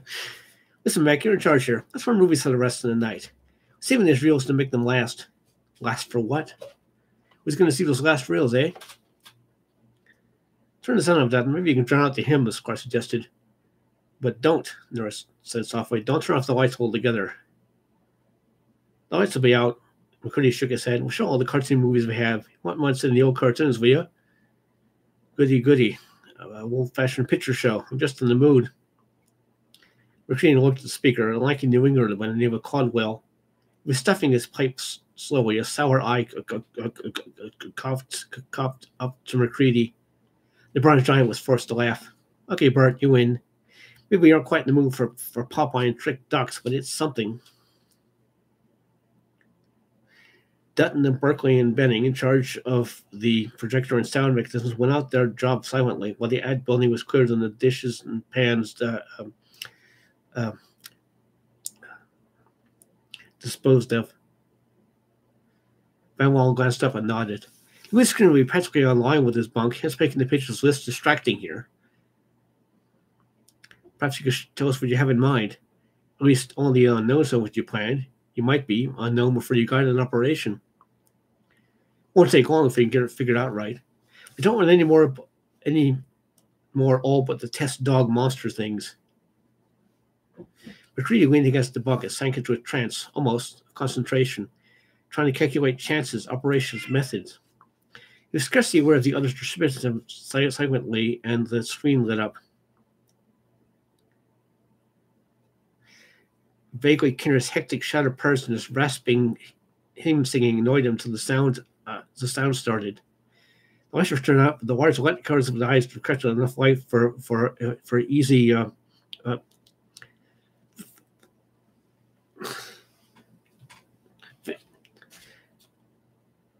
The lights were turned out. The large light-colored areas of the screen reflected enough light for ready visibility.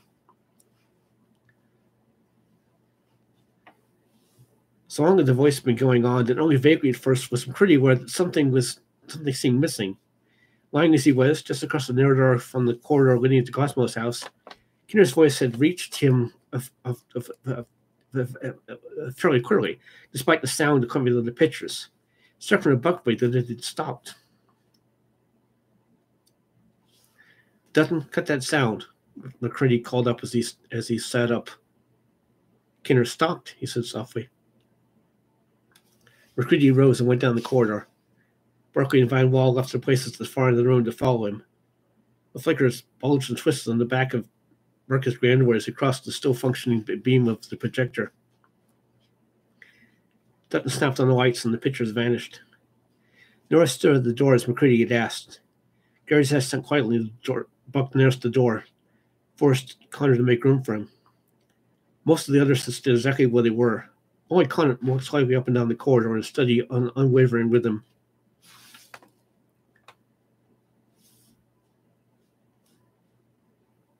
Well, he announced, if you haven't got enough grief here already, someone's tried to help us out. Kinner has a knife in his throat, which is why he stopped singing, probably. You've got monsters, madmen, and murderers. Any more names you can think of, Conwell? There are. We'll probably have them before long. Chapter 11. Is Blair loose? Someone asked. Blair's not loose, or he flew in.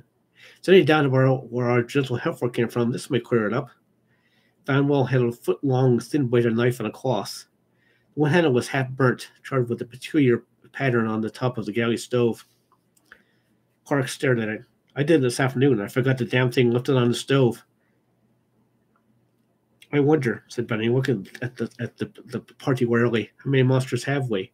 Somebody could slip out of this place, go back the screen to the galley and dance on the Cosmos house and back. He did come back, didn't he? Yes, everybody's here. Well, if one of the gang could do all that, maybe a monster did it, Gary suggested quietly. There's that possibility. The monster, as you pointed out, has only men left to imitate. Would he decrease his supply, should we say? Van Wall pointed out. No, we just have a plain ordinary louse, a murderer to deal with. Ordinarily, we call him an inhuman murderer, I suppose. We have to distinguish now. Never mind that. McCready sighed and turned to Berkeley. Barbara, you got your electric jacket? I'm going to make certain. Berkeley turned on the corridor to get the front electrocutor by McCready and Van Wall right back towards Cosmo's house. Berkeley followed them in some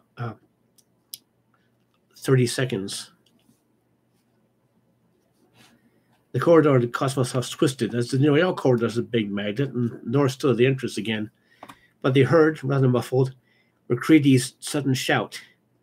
There was a savage scurry of blows, dull sounds. and a curious, savage, mewing scream silenced before even quick-moving Norris had reached the bend. Kinner, or what had been Kinner, lay on the floor, cut half in two by the great knife of a Cree had had. The meteorite was stood against the wall, the knife dripping red in his hand.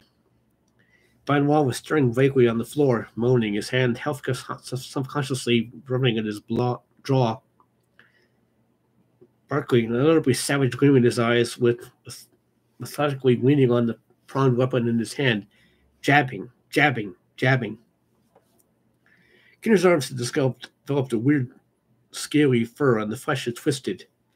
The fingers had shortened, their hand rounded, the nails became 3-inch long things of dull red horn, keen to steel hard, sharp razor talons. McCready raised his head, looked a knife in his hand, and dropped it. Well, whoever did it could speak up now. He was an inhuman murderer at that, and that he murdered an inhuman. I swear by all that's holy, Kinner's was a lifeless corpse on the floor when we arrived. But when we found we were going to jab it with the power, it changed. Norris stared unsteadily. Oh Lord, those things can act. Ye gods, sitting here for hours, mossing prayers to a god it hated. Shouting hymns in a cracked voice, hymns about a church it never knew. Driving us mad with its ceaseless howling. Well, speak up, whoever did it. You don't know it, but you did the camp a favor. I want to know how in blazes you got in the room without anyone seeing you. It might help in guarding themselves. He's screaming, he's singing. Even the sound protector couldn't drown it, Clark shivered. It was a monster. Oh, said Von Wall in sudden comprehension. You're sitting right next to the door, weren't you? And almost behind the projection screen already. Clark nodded dumbly. He was quiet now. It's a dead. Mac, your test's no damn good. It was dead anyway. Monster or man, it was dead. McCready chuckled softly. Boys, meet Clark, the only one we know is human. Meet Clark, the one who proves he's human by trying to commit murder, failing. Would the rest of you please refrain to trying to prove you're human for a while? I think we may have another test. A test? Conant snapped joyfully, then his face shagged with disappointment. I suppose it's another either way you want it? No, McCready steadily. Work sharp and be careful. Come into the ad building. Barkley, bring your gadget. Somebody, Dutton, stand with Barkley to make sure he does it. Watch every neighbor, for by the hell these monsters came from, I've got something and they know it. They're going to get dangerous. The group tensed abruptly. An air of crushing menace entered in every man's body. Sharply, they looked at each other, more keenly than ever before. Is that man next to me an inhuman monster? What is it, Gary asked as they stood again in the mid-room. How long will it take? I don't know exactly, said McCready, but I know it will work in no two ways about it. It depends on the basic quality of the monsters, not on us. Kinner just convinced me. This, said Barkley, hefting the wooden-handled weapon, tipped with its two sharp prongs to charge conductors, is going to be rather necessary, I take it.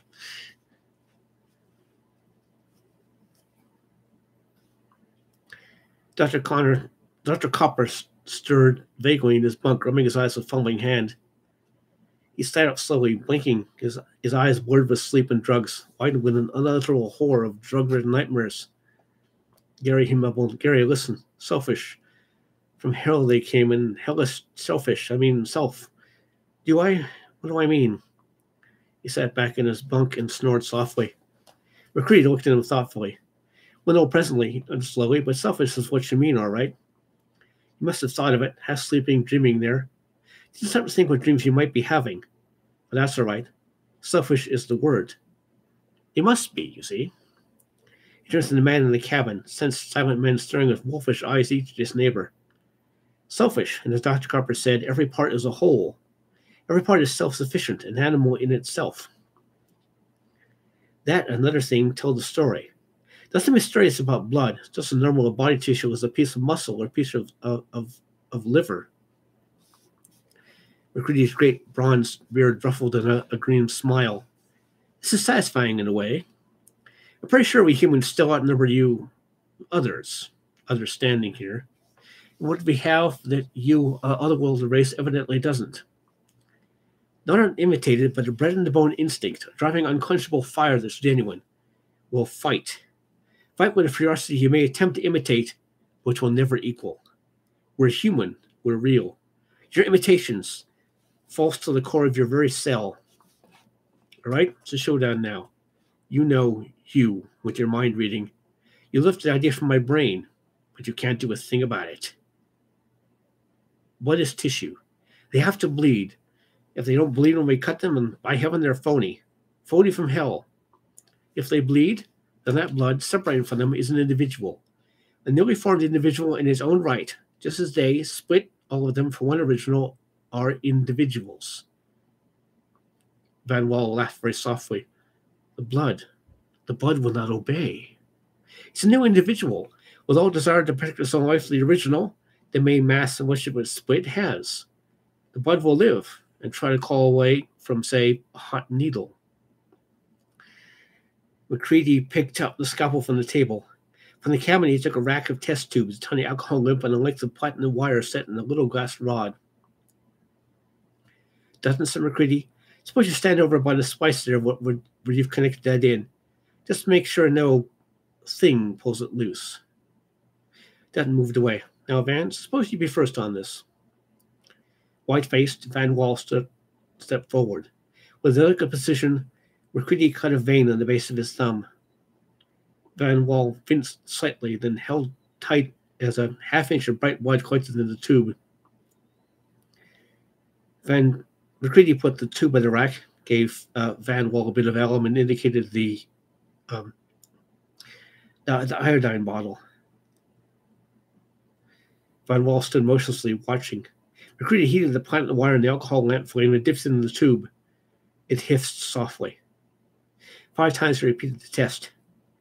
Human, I'd say. McCready sighed and straightened. As yet, my theory hasn't actually been proven, but I have hopes.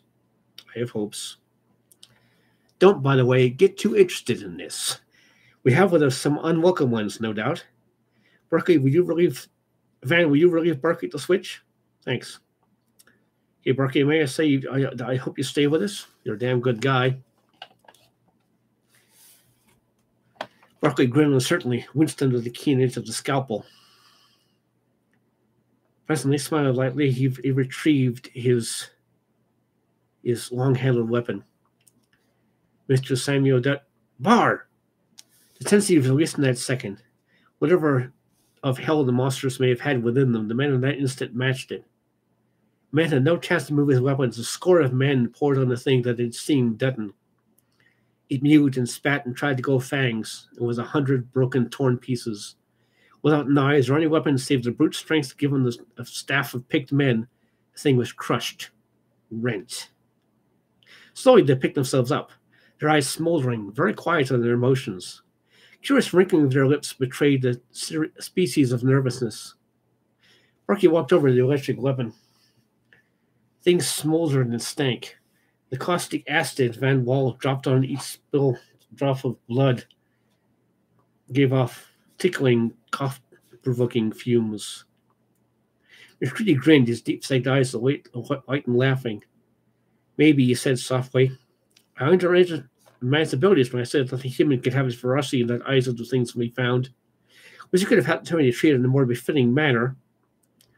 Something with boiling oil or melted lead in it. Maybe a slow roasting in the power boiler. When I think what a man Dutton was. Never mind. My theory is confirmed by one who knew. Well, Van Wall and Berkeley are proven. I think then I'll try to show you what I already know. That I, too, am human. McCready swished the scalpel in absolute alcohol, burned off the metal blade, and cut the base of his thumb expertly. 20 seconds later, he looked up from the desk of the waiting men. There were more grins out there, friendly ones, yet with something else in the eyes. Conant, McCready laughed softly, was right. The huskies watching that thing in the corridor betted nothing on you. Wouldn't we think only the wolf blood has the right to ferocity? maybe on spontaneous viciousness of wolf takes tops. But after all these 7 days, abandon no hope, ye wolves who enter here. Maybe we can save time. Condit, would you step forward? Again, Barkley was too slow. Immovable grins, less tensity still, when Barkley and Van Wall finished their work. Gary spoke in a low, bitter voice.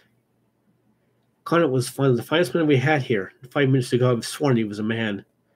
Those damnable things are more an imitation. Gary shuddered and sat back in the bunk. And 30 seconds later, Gary's blood shrank from the hot platinum wire and struggled to escape the tube. Struggled as frankly as a suddenly feral, red-eyed, dissolving imitation of Gary struggled to dodge the snake-tongued weapon Barkley advanced at him, white-faced and sweating. The thing in the test tube screamed with a tiny, tinny voice as McCready dropped it into the glowing coal of the galley stove. Don't worry, folks, we're getting close to the home stretch. Racist asshole we may have been, but this is still a pretty damn good story. Part 12. The last of it, Dr. Carpel looked down from his bunk with bloodshot, saddened eyes. 14 of them. Pretty nodded shortly. In some ways, if only we could have permanently prevented their spreading. I'd like to have even the imitations back. Where are they taking those things? Copper nodded to the stretcher Barkley and Norris were carrying out. Outside in the ice, we've got 15 smashed crates, half a ton of coal, and presently we'll add to 10 gallons of kerosene. We've dumped acid on every spilled drop. We're going to incinerate those. Sounds like a good plan, Copper nodded wearily. I wonder, you haven't said whether Blair... McCready stared. We forgot him. We'd so much else. Do you suppose we can cure him now? If, began Dr. Copper and stopped immediately. McCready started a second time. Even a madman. He imitated Kinner in his praying hysteria. McCready turned towards Van Wall at the long table. Van, we've got to make an expedition to Blair's shack. 3/4 of an hour later, through minus 37-degree wind, they hiked while the aurora curtain bellied overhead. Twilight was nearly 12 hours long, flaming in the dark and north on snow like white crystalline sand under the skies. A 5-mile wind piled in drift lines pointing off to the northwest. No smoke came from the little shack, and the men hastened. Blair! Barkley roared in the wind when he was still 100 yards away. Blair! Shut up, said McCready softly, and hurry. He may be trying a long hike. We have to go after him. No planes. The tractor's disabled. Will the monster have the stamina a man does? A broken leg wouldn't stop for more than a minute, McCready pointed out. Barkley gasped suddenly and pointed aloft.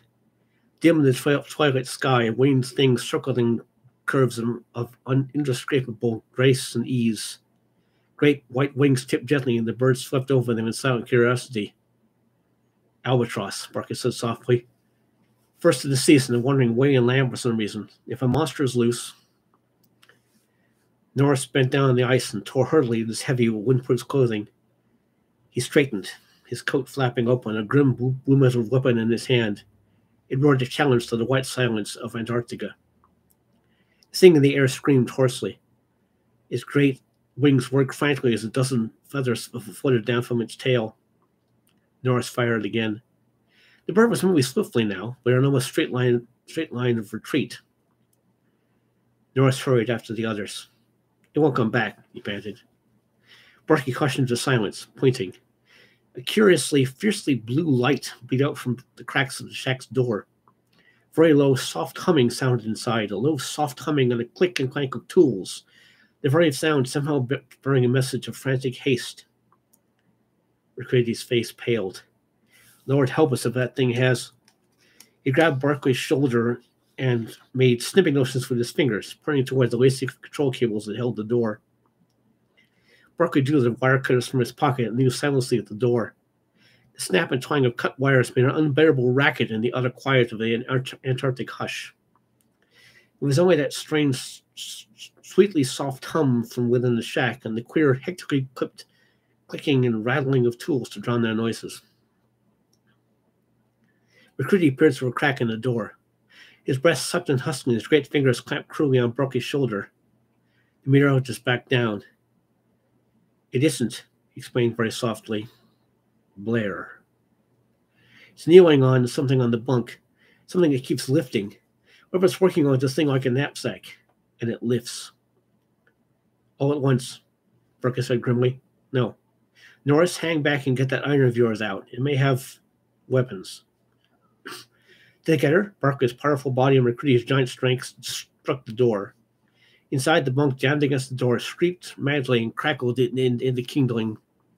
The door flung down for broken hinges, the patched lumber of the doorpost dropping inward.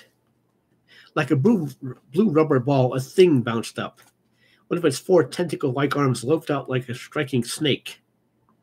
In a 7-tentacled hand, a 16-inch pencil of winking, shining metal glinted and swung upward to face them.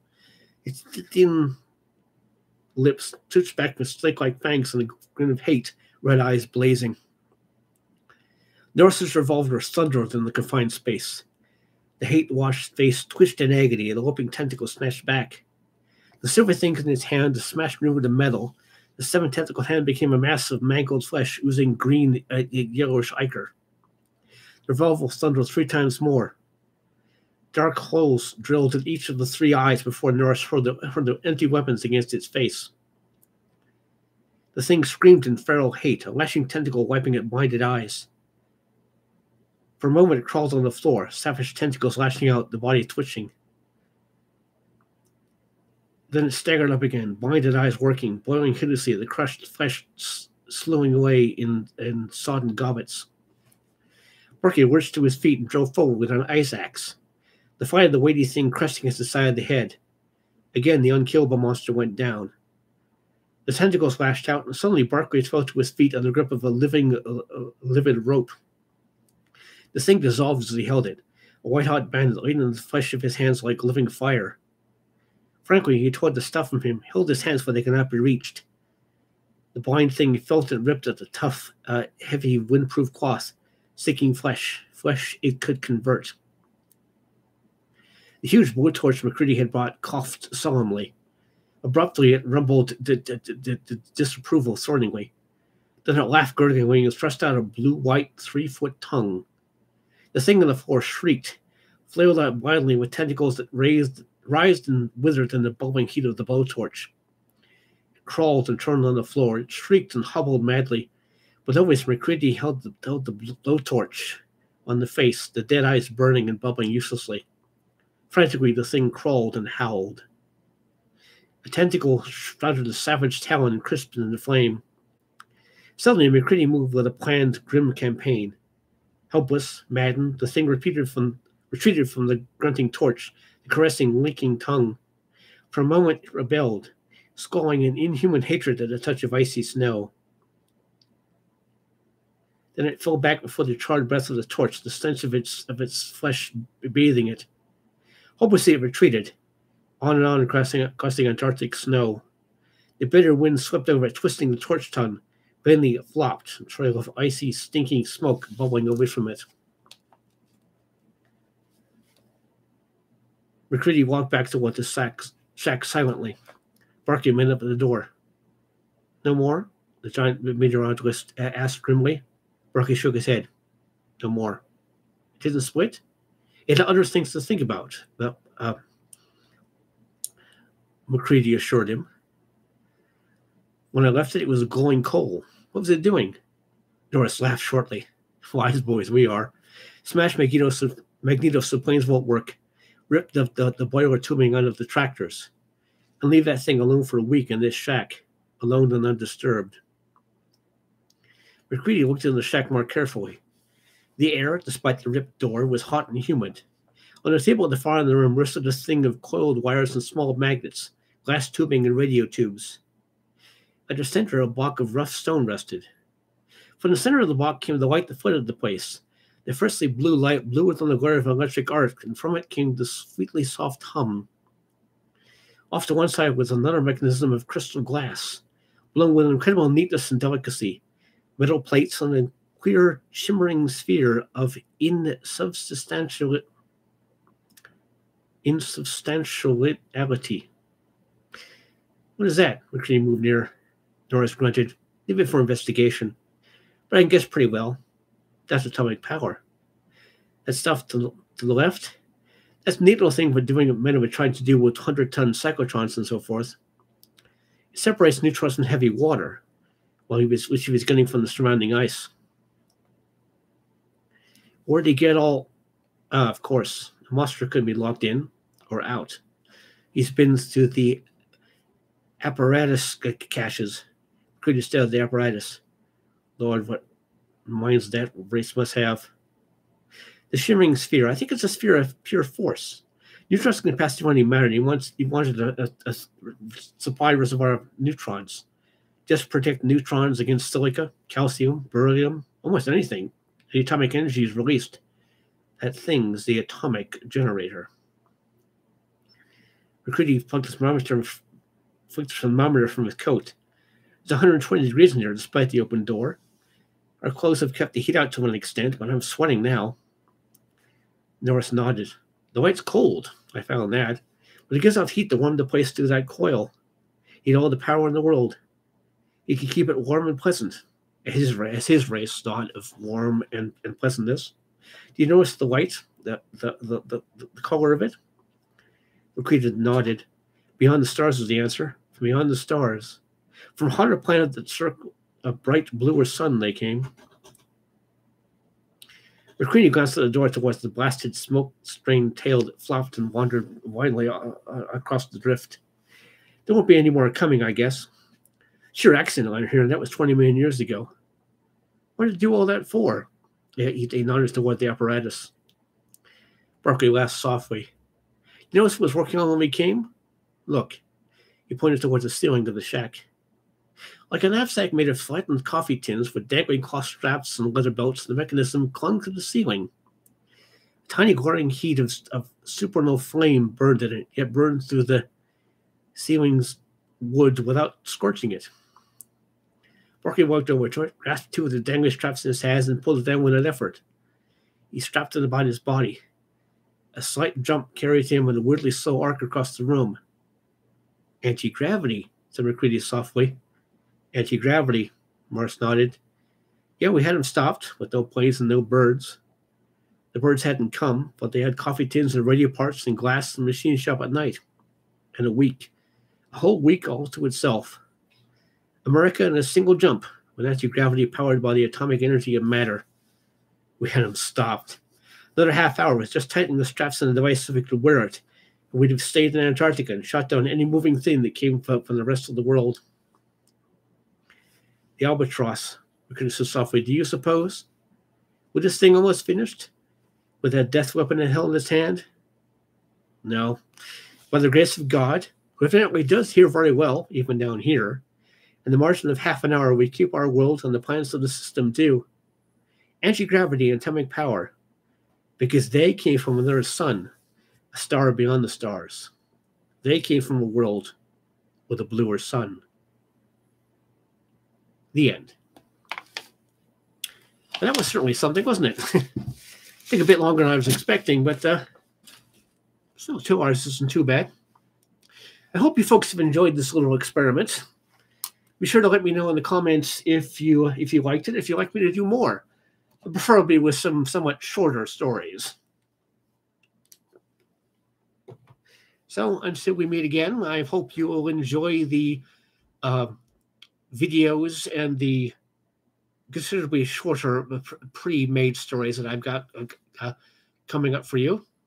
And till next time, I shall bid you adieu.